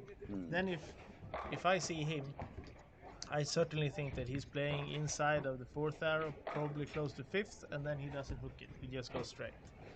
And I have the same with Anton Ahlgren. If you know that he's doing well, you know that it's going to be very good to move left and slow down a lot, because he's very good at that. So some of these bowlers can... And then you have other bowlers, they do well, and you go, I don't know, a little bit, as I said before, with Philip. Every time I've seen Philip doing very good, it was bowling so deep inside, beyond the 5th arrow, beyond 25. Yeah. That's what I've seen him bowl his best. We come from the same place, so a few years ago we used to take a lot of matches against each other. So we had the first match and he beat me pretty badly. And then the next match, I just put the match on lane 1, where we have a wall, so he can't. then I beat him completely, and then after that, after that, every time he beats me, I just move the next match to 1 and 2. Yeah. Go left now if you can. Yeah. He started out leaving a 4-pin, and he managed to kick the wall when he spared the 4-pin, and then you know you're in trouble. Yeah. Absolutely. All right. Okay. Now we are starting the fifth game. So transition is already here. No doubt about that. Now the main issue is how good is the transition on the lane that I'm bowling at the moment, because the traffic has been different. We have seen some people staying a little bit further and some people moving in a little bit sooner. So depending on where you're coming from, all of a sudden you believe, okay, the line was here, but maybe it has been used so deep inside right before you hit that pair that you find it so dry in the heads. And if you're not quick enough to make the decisions, then you're going to lose 2 or 3 frames that are going to be crucial. I think that right now I would say Hakim is The guy to watch. yeah, because this plays very well in the type of shot he has, and he's an extremely experienced national team player from Malaysia. And those guys, they have a lot of talent as well. They have been yeah, shining up for many years already. they have very good programs for training, and they also they know how to practice because they practice a lot, and they also know how to bowl when you're really nervous, because you are when you're representing your country and it's so much media attention there. So I think he will do well. It's going to be a little bit interesting. We can see now Pontus Falkel and Ante Persson on the same pair, 17-18. Both are bowling very deep, but a little bit different solutions, where Anton is going a little bit straighter at it, and Pontus is using a few more boards. Anton reminds me, the way he's bowling the lane, it reminds me a little bit, I would say late 90s, when it was very popular on the Danish Master to bowl that reverse block kind of pattern, that it forces you to start pretty deep inside. Yeah, I remember actually when Bakke won the Danish Masters, it was so deep inside, like sixth arrow, but he wasn't swinging the ball far because obviously it was a reverse block, so you couldn't send the ball that far to the right. So it was pretty straight into the pocket. Yeah, it was actually a little bit before my time. So, but we played on that kind of patterns later on too.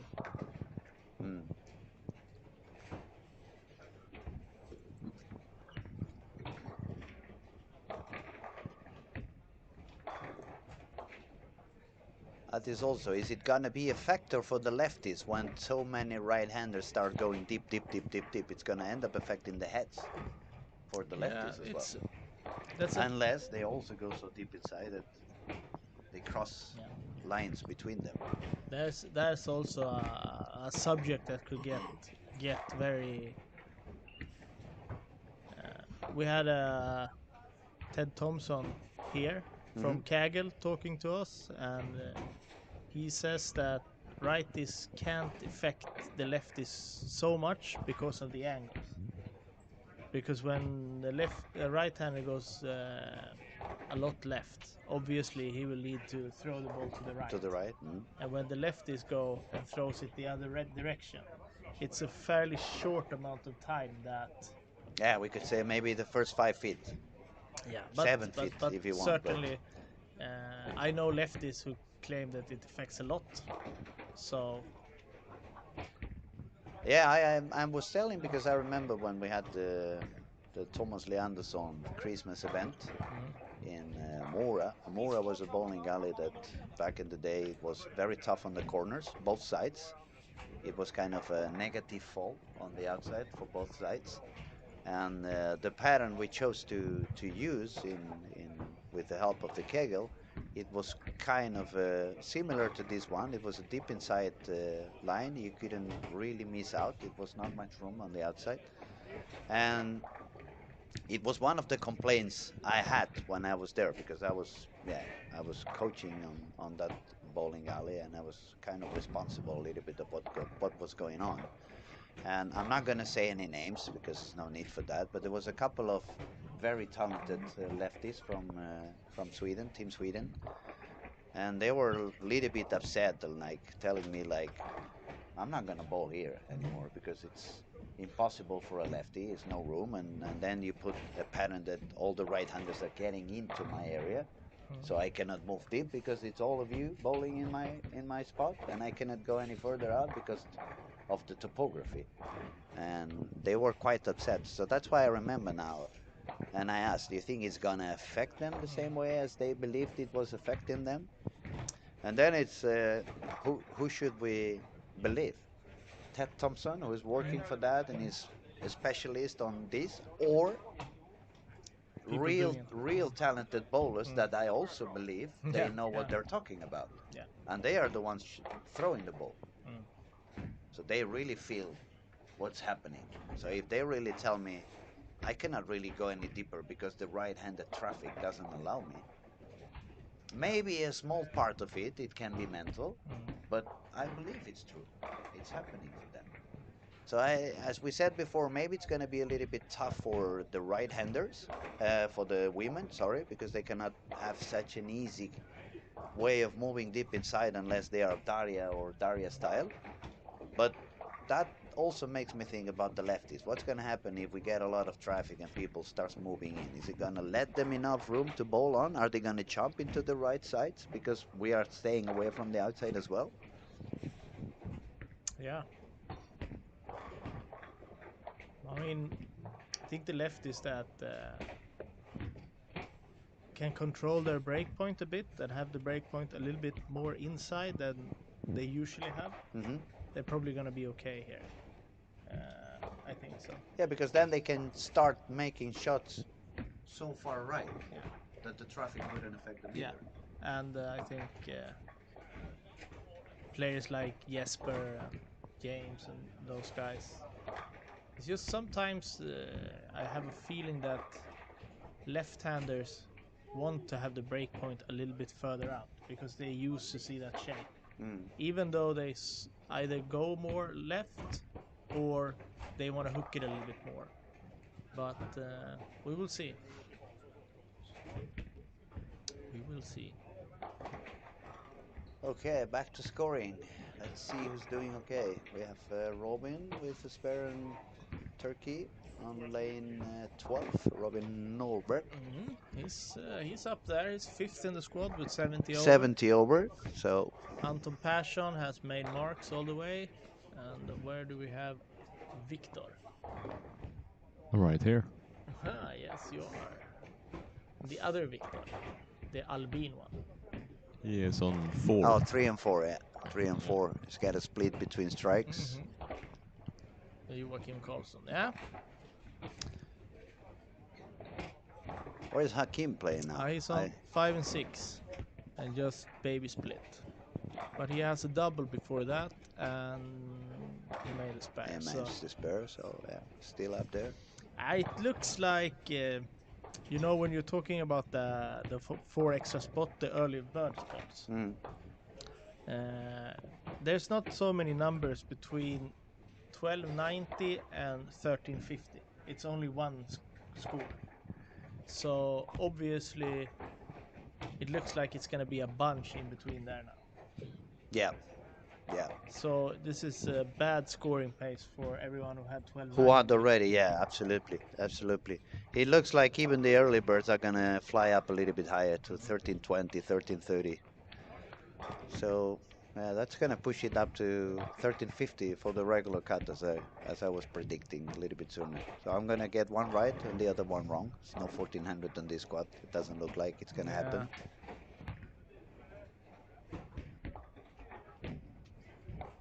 And also remember now that this is a turbo game. Or Exactly. Yeah, 5th and 6th, that's true. so do we have any scores for that? What they need to shoot to have a chance? Obviously, it's going to be a lot of squads, so it usually ends up very high. At least 279. 279, 280 perhaps.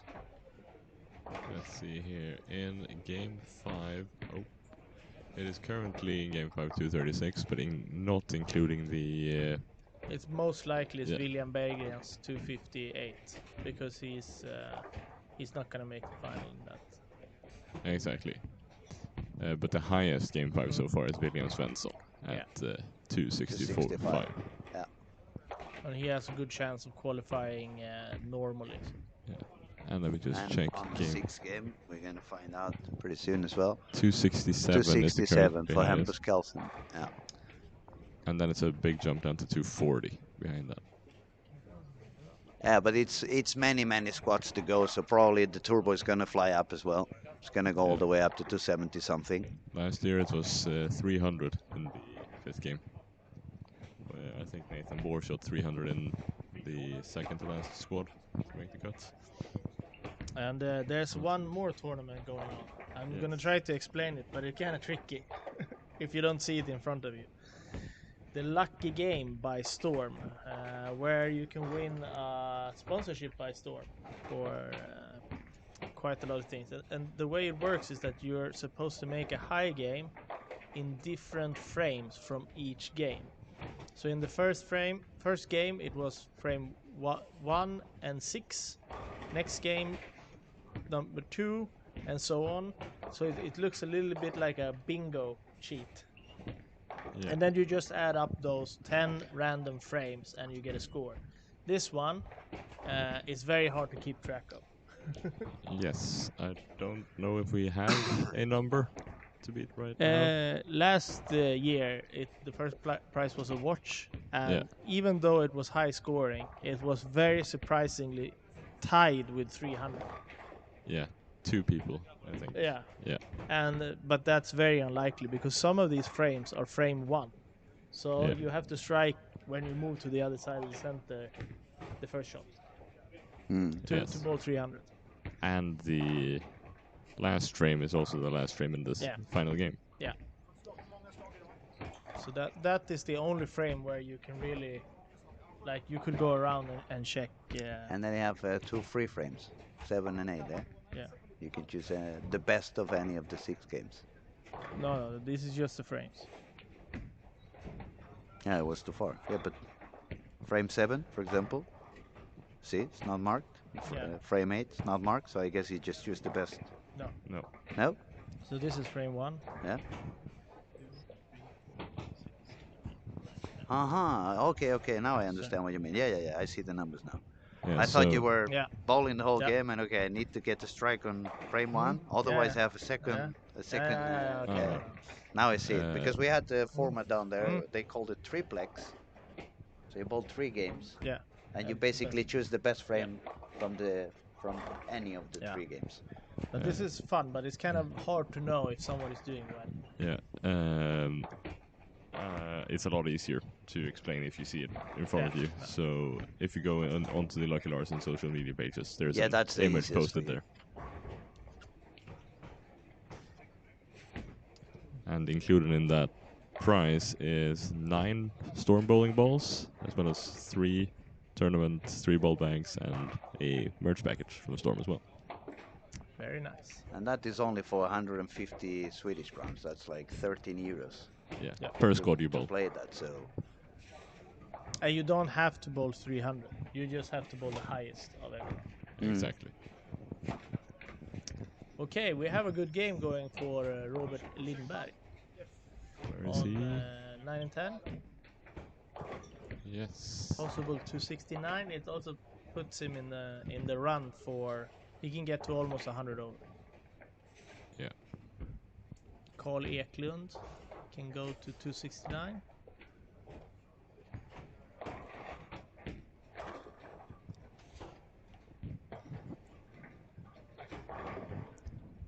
Okay, who else is doing well now? That's. We have William Berggren also with a 4-bagger. Yeah, it's not as high as I expected it was going to be for a 5th game. No. Maybe. What also on the other hand, is a lot of bowlers in this squad that it's their first attempt. Yeah. So as we said, since the lane condition is not so easy, I would bet some of them are a little bit brainly exhausted because they have been having to think over and over frame after frame, and every time they change lanes, it's not just one of those patterns that I just drop it out there, the ball's gonna do everything for you. You just really need to be precise, you need to be accurate, and you need to keep your concentration for many hours or for many frames. And that probably is also causing a little bit of stress, emotional stress, a little bit of less energy in the body, and that could also explain why some of the scores are a little bit lower. And with the re-entry style format as well, it means that if you maybe have 2 more or 3 more squads coming up, and you're out of contention, that's when you might try some things that you can learn from in the upcoming squads as well. I agree. It makes also all the sense in the world.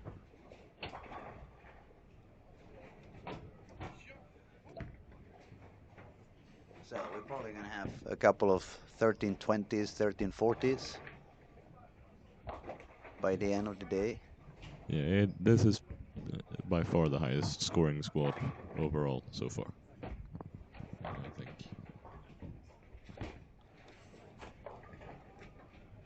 We still have William Svensson is having a fairly rough day on the lanes today. This is so weird with bowling, how you can, like, if you try to explain that to some other person from a sport. So he's leading the tournament, but now he's gonna be struggling, like 100, below par, way below par. But still leading the tournament. But still leading the tournament. I think probably we could compare a little bit with golf, but with the only difference that the hole would remain on the same spot of the green during the 4 days or the 4 rounds of the competition. But yeah, as we said, in bowling, traffic it's a big factor. It really can do the lanes very different from one day to the other, even from one squad to the next one. 7-pin on very good. So Carl Eklund, he can go for 269. Then he would be first in the turbo. Yes. For the big ski. Because as we said, it's currently 265. Oi. I'd expect that to go way higher than it is right now. Martin Larsen could have got. You got a split on the 11th.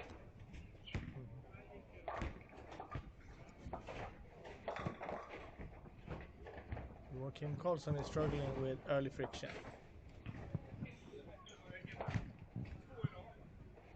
Going back to the turbo, by the way, if in the case that there is actually a tie on that, I believe it is the highest overall qualifying score that counts for who moves on.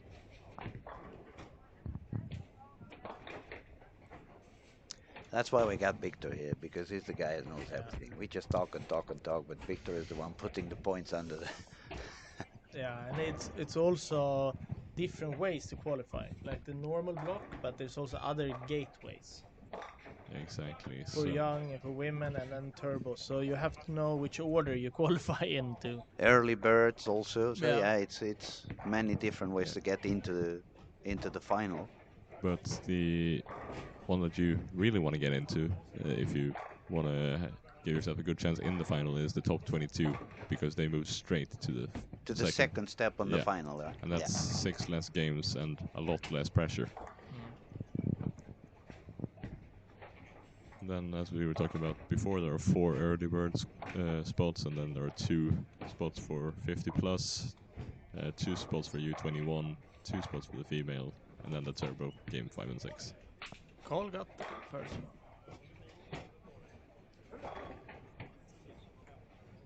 Yeah, it looks like he's feeling a little bit more comfortable on this pair.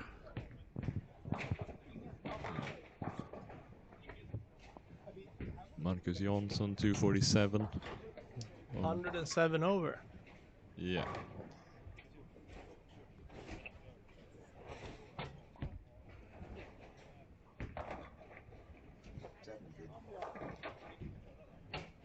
That could be...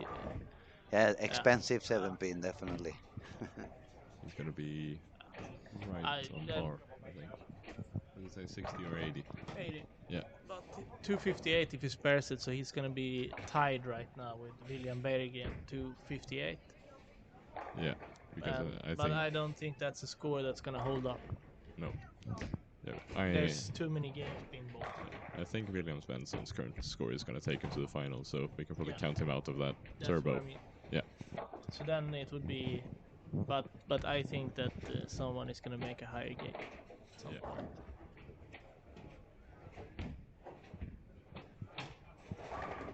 And we have Joakim Karlsson 60 over, Victor Albin 77 over. Martin Larsen has managed to go back 54 over, so started struggling. That's good. But then when you see a bowler that is world class, even on a very bad day, still managed to be not on par but above par. Yeah, we're gonna have Anton Persson close to 100 over also, 96 over if he strikes in the field. And it's a good score, but you're certainly gonna have to do something in the last frame. Yeah, you need last Yeah. you game. need a good high game because you guys predicted around 1330 something. I said 1350 at least. So that already tells that everybody in this squad at the moment needs at least a 250 something game. But Yeah.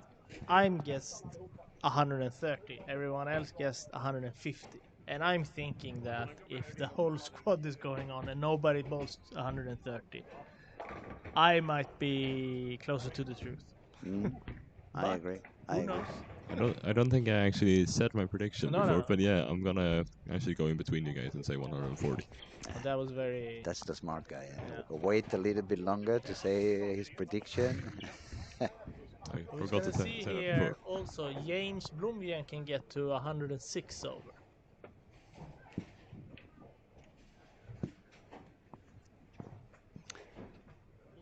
Okay. Both James and Marcus has a lot of those.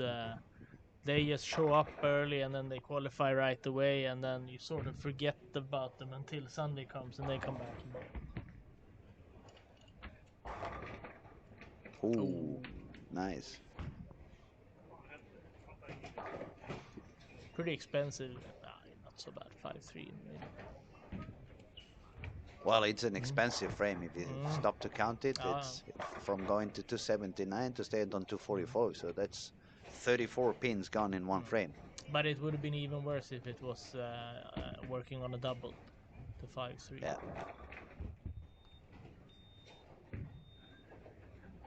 Yeah, so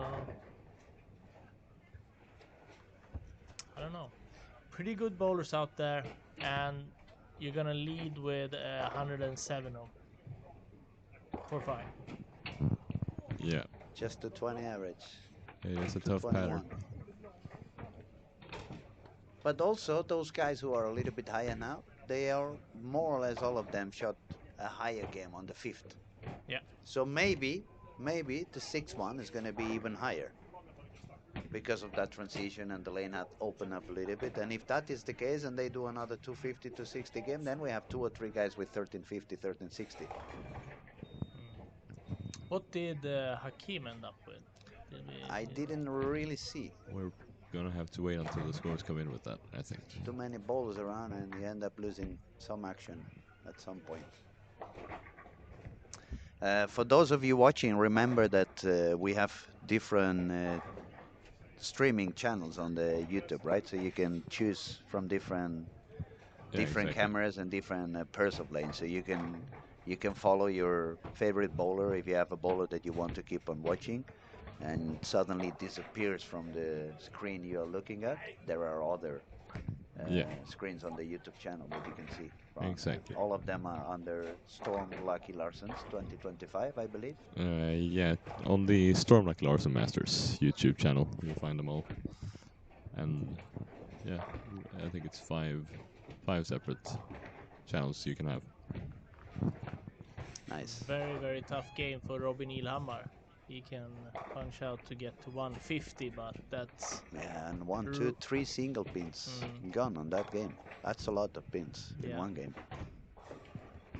But probably mentally just given up on that squad. Okay, this is not going to be my squad, so I don't know. Why should I waste any more energy? even on sparring. Maybe he even used some of those spare shots to try something on the lanes. We haven't really seen because it's too many bowlers at the same time. But that could be the case Yeah. because otherwise it sounds pretty weird. It's a little bit weird. You don't see that a lot. 3 single ones in one same game.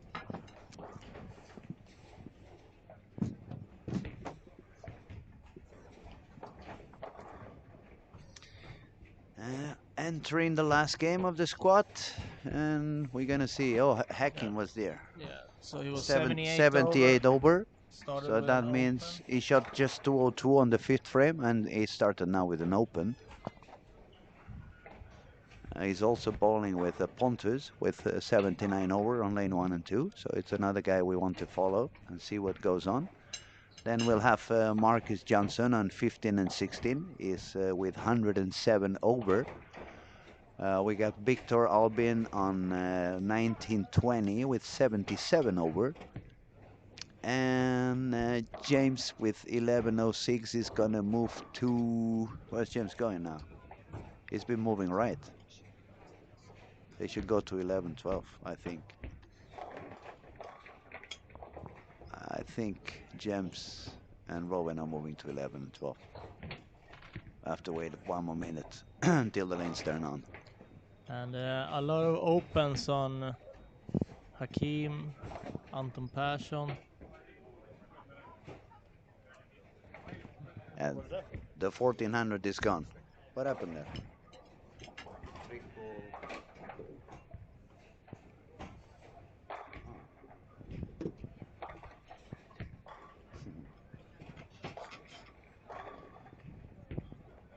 Joachim is not getting the ball through the heads. Through the It seems to be right reading pretty area. soon on it, yeah.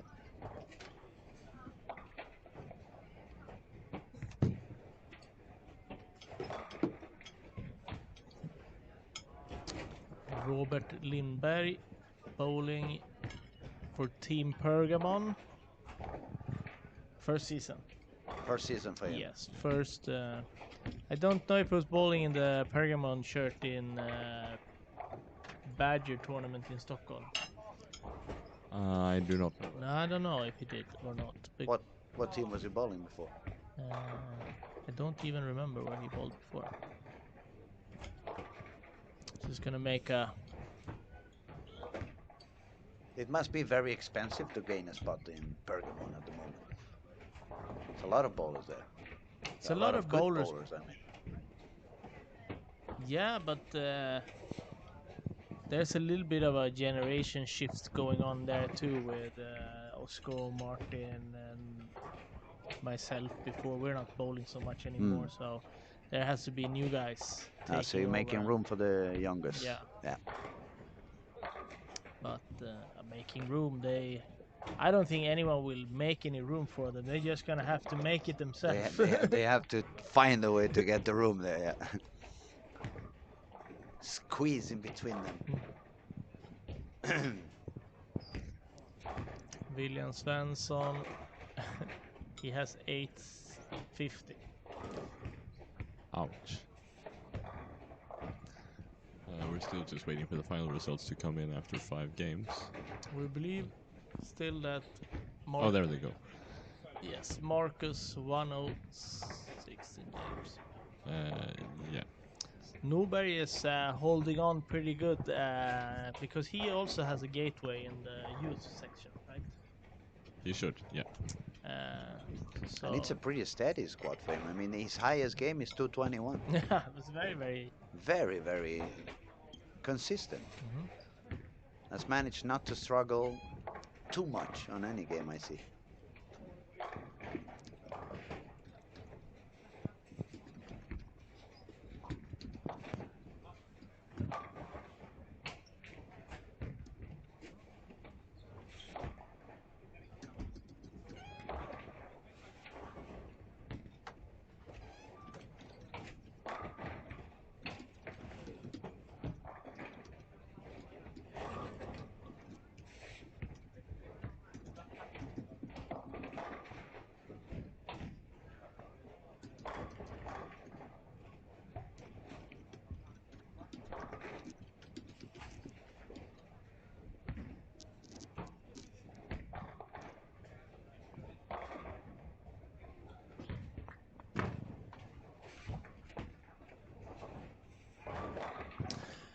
So unfortunately, I think that it's more common with some open frames in the people with a good score than it is with a lot of strikes right now.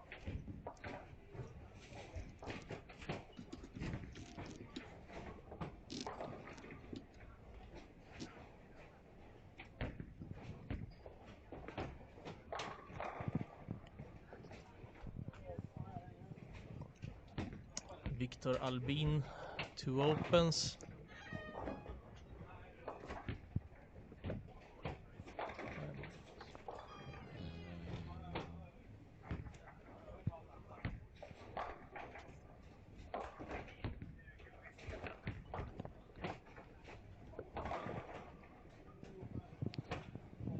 Looking for Marcus. here. Marcus started double on. Which, where is he? He's on 15, ball on 15. 15.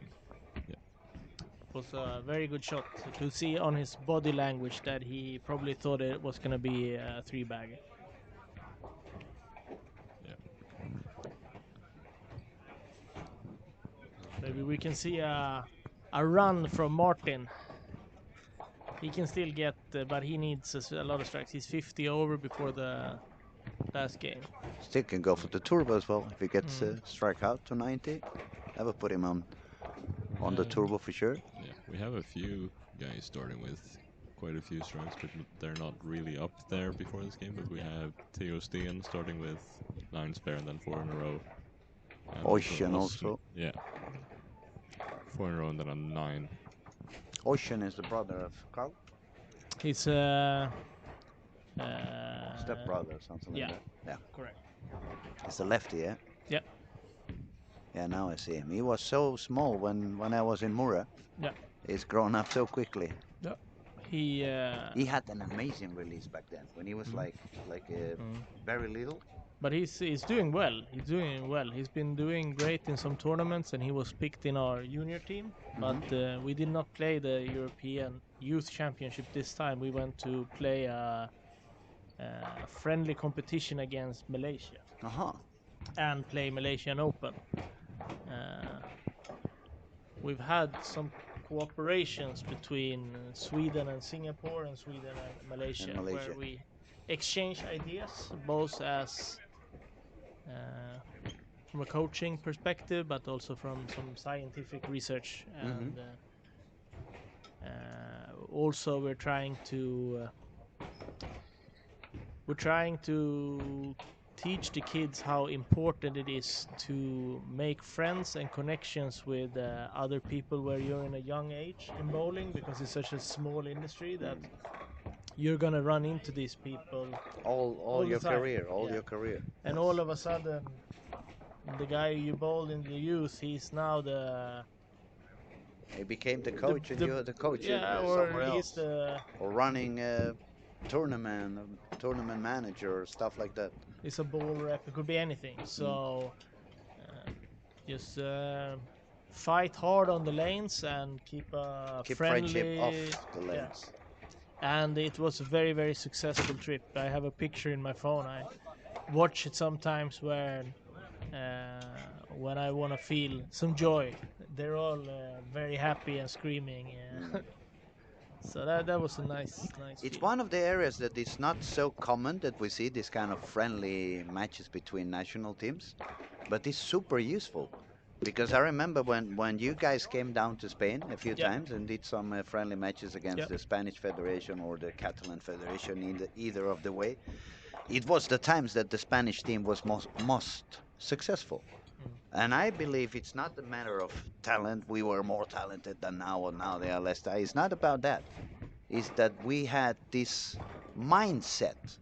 It was different. When you faced, for us, it was either Finland or Sweden was by far the best bowlers in Europe and the highest talented national teams. So for us, the fact that we could have a little bit of a friendship and a little bit of seeing how you guys did the things, it helped us change a little bit our perspective. It helped us change the way we confronted the competitions, and it was the most successful era in our times. We had medals in European Championships 2 years in a row in the 5-man competition. So that means it's not just that you had one talented bowler that he was so good. Like for example, back then when Torre was bowling so good and he could win any medals for Norway when he was pretty much the only really super talented bowler or really super successful. Before him, it was what was his name? Storm. Arne Sveinström. Yeah. But in Spain it was not the case. It was not that we had one super talented guy. It was like the whole group learned to have such a connection and chemistry on the lanes, and we became a team. We had some bonding, and I believe most of it came from this experiences that we had with among Team Sweden. Either you guys coming down or we coming up, like we did for the European Championships in Malmö. We came 1 week earlier and we spent a week doing friendly things with you guys over there. Yeah, I think it's important, and there's many other things too, that if you want to be a successful bowler, that you have to learn off the lanes. One thing is just traveling, how it works. We emphasize 3 circles. Like one is only bowling related. The next one is taking responsibility for your own progress, and the last one, to be able to be in a group. And like if you go on the PBA, it's very much taking individual responsibility for everything. No one is going to help you. You fix your own cars. You figure out how to join USBC so you can play this tournament. It's all on you. But when we go in, and that you want people to be able to do that. But you have to be able to also be flexible, so you don't become. This is always how I do things. I don't care what the group wants. I'm gonna go to the bowling center 1.5 hours before. Yes, but we all want to go 1 hour before. So you have to. You need to adapt a little bit. You need to be a little bit more flexible with your routines and stick into the team's life in a way. Yeah, this is also like the trip I told you about when we went to Peru. So the kids think that we are going, and I'm gonna watch them bowl and see how they perform. But it's a lot more for you than just how they perform on the lanes. You just being here and bowl, it's enough. It's the same for when we send 15 people to World Series. And it's like, what is the goal with the project? Well, it's already met. We're 15 people here bowling. Either you're going to do really good and it's going to be a great experience, or you're going to do bad and we know exactly what we need to do when we come home. And that is, I'm only looking for making better national team bowlers. I don't really care if I make good PBA bowlers. I understand. Of course, if I could pick, I want everyone to do really well, but I'm just more there for the progress than the results. The momentaneous. Yeah, exactly. It's but all right. Martin Larsen still going strong. 5 strikes. Marcus was struggling a little bit, I think, yes, with an open. So where do we have James? I lost him.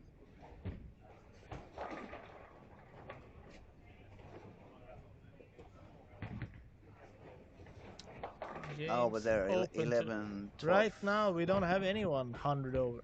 Nope. And not really anybody on a huge pace for a good turbo game. That's Martin. Oh yeah, Martin is on 20 there. It would be typical. We've been trash talking 19 and 20 the whole block. Yes. And that's where he's going to get a 290. I was also trash talking 19 and 20, and that's where my block yesterday turned around and I shot 250 after 150 in game 1 and 2. So maybe it isn't that bad after all. It's a little bit interesting too. You can could be all kinds of reasons why the scoring pace isn't so high, but it is also a little bit dangerous indication that the more good bowlers that joins the squad and the score is not going up, they are probably not affecting the lane that good. No, that's true.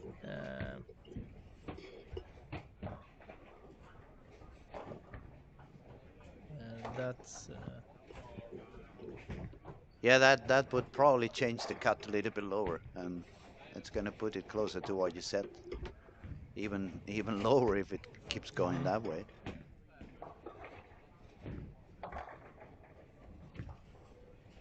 As too bad the crease isn't here. We could blame it on him if he was sitting down here by now. so. Let's see. He can get. Oh. James can still get to 1350, but now it's quite a lot of frames that needs to be. And it's almost a strikeout. Mm.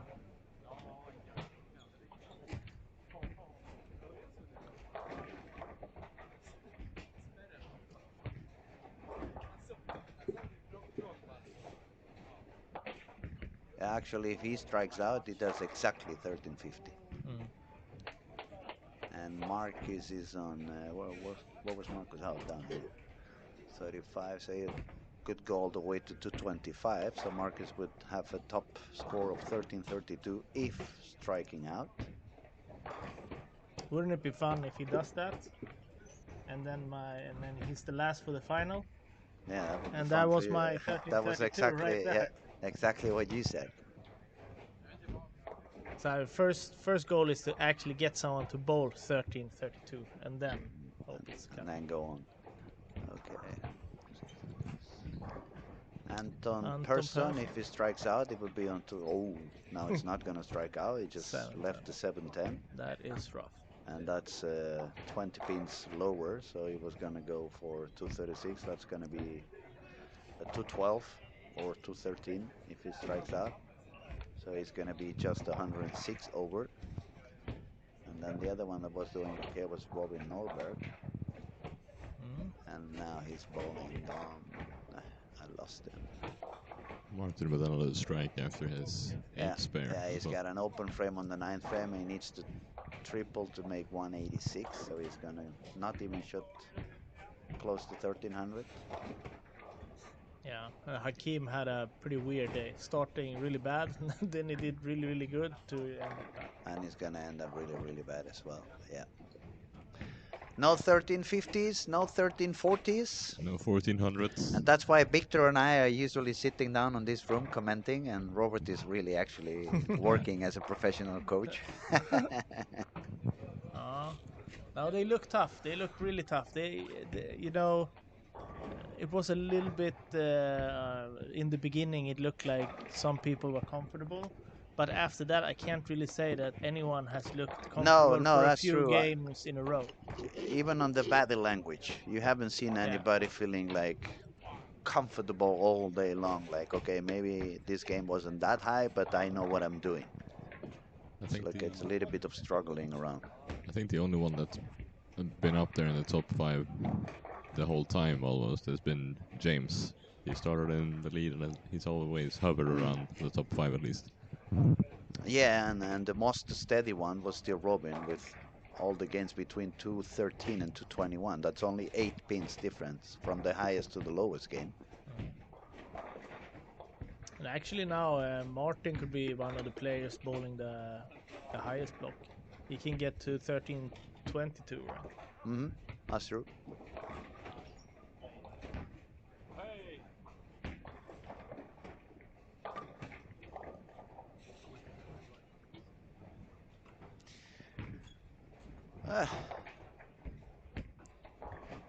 Well, we don't see that many lefties comparing to right-handers, but they're not doing that bad either. I mean, the fact that James is up there, it proves you can bowl. So we haven't really seen a big struggle because the right-handers are moving deeper in the lane. There haven't been that many lefties actually that have bowled at all. But maybe we can ask some of them later on, as soon as the squad is over. It could be an interesting interview. We can grab James and ask him, did you feel any affectance because of the right-handers moving deeper and deeper? Did that affect your lane? Was it the same for you? Was it any difference? Yeah. Martin got away with barely getting to the head pin, and it managed to strike. That was a very light pocket, right? Yeah, taking care of the pins. We don't want to hurt them. Yeah. Let's see if Marcus is getting ready for his last frame, and we can get to 13-12.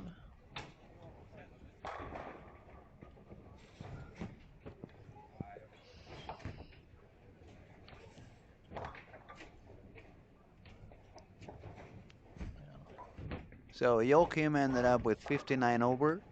Carl's gonna end up with 10 under. Noel, he just was the leader of the previous squad. He shot 40 under. Robin Lindberg has been fighting all day long with quite okay games, but he had the low 175 on the last one, so he dropped down to 1240. Let's see what else we see. Philip Williamson is not gonna do his highest series either.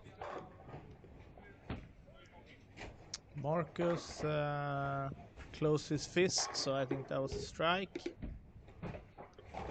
I mean, Oh, a very terrible bat frame. 10th frame split Martin. for Martin, yeah. 13-12, it has a potential for the Leading the squad. yeah, and also for the early bird.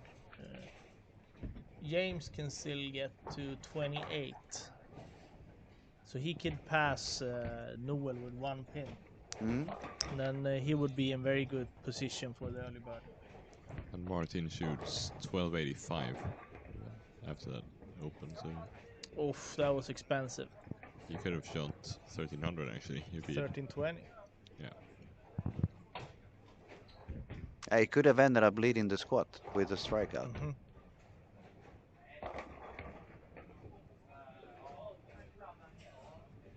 Well, there's a motorbike outside of our room here.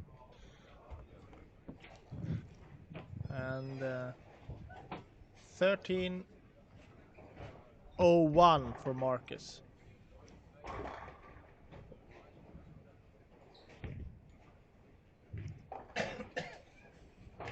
So James just needs a mark to be Squad leader. squad leader, and if he triples, he's in a great position of taking the early bird. We First had a shot, strike. we had a quick question for Louis here. Mm-hmm. Somebody asking if you're playing the tournament. No, not this time. Unfortunately, I have a medical issue. It's not going to allow me to bowl. So I'm just going to be hanging around and doing a lot of stuff, but not bowling this time. Hopefully next year I'm going to do my re-entry into the event and bowl again. I really would have liked to bowl, but to be honest, I would have really liked to bowl the previous year. Because last year the shot was really far outside, and that's really my comfortable area. But also medical issues didn't allow me to bowl last year. That's the problem when you start getting older. You get more and more pains here and there, and it becomes a little bit tougher. But I promise to bowl next year if I'm healthy again. Sounds good. So James didn't get the other one. He actually missed the head pin, but only left the 3 pin. But he's gonna still get to 13-17 as a squad leader.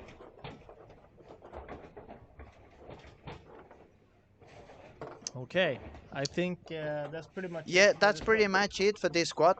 We thank you everybody for your attention and your patience with our non-stopping of talking of the past and the memories. But we just try to give you the best information we can and try to help, especially those who are not professional bowlers and they want to understand a little bit more and better what goes on around the game. Thank you, Victor. Thank you, Robert. I guess we'll be seeing each other's during the week, and we probably will be back in doing some commenting sooner or later. Yeah. Thank you very much, everybody, for joining the streams, and thank you, Robert. Thank you, Louis. Bye bye. Head See you up. next time. Bye.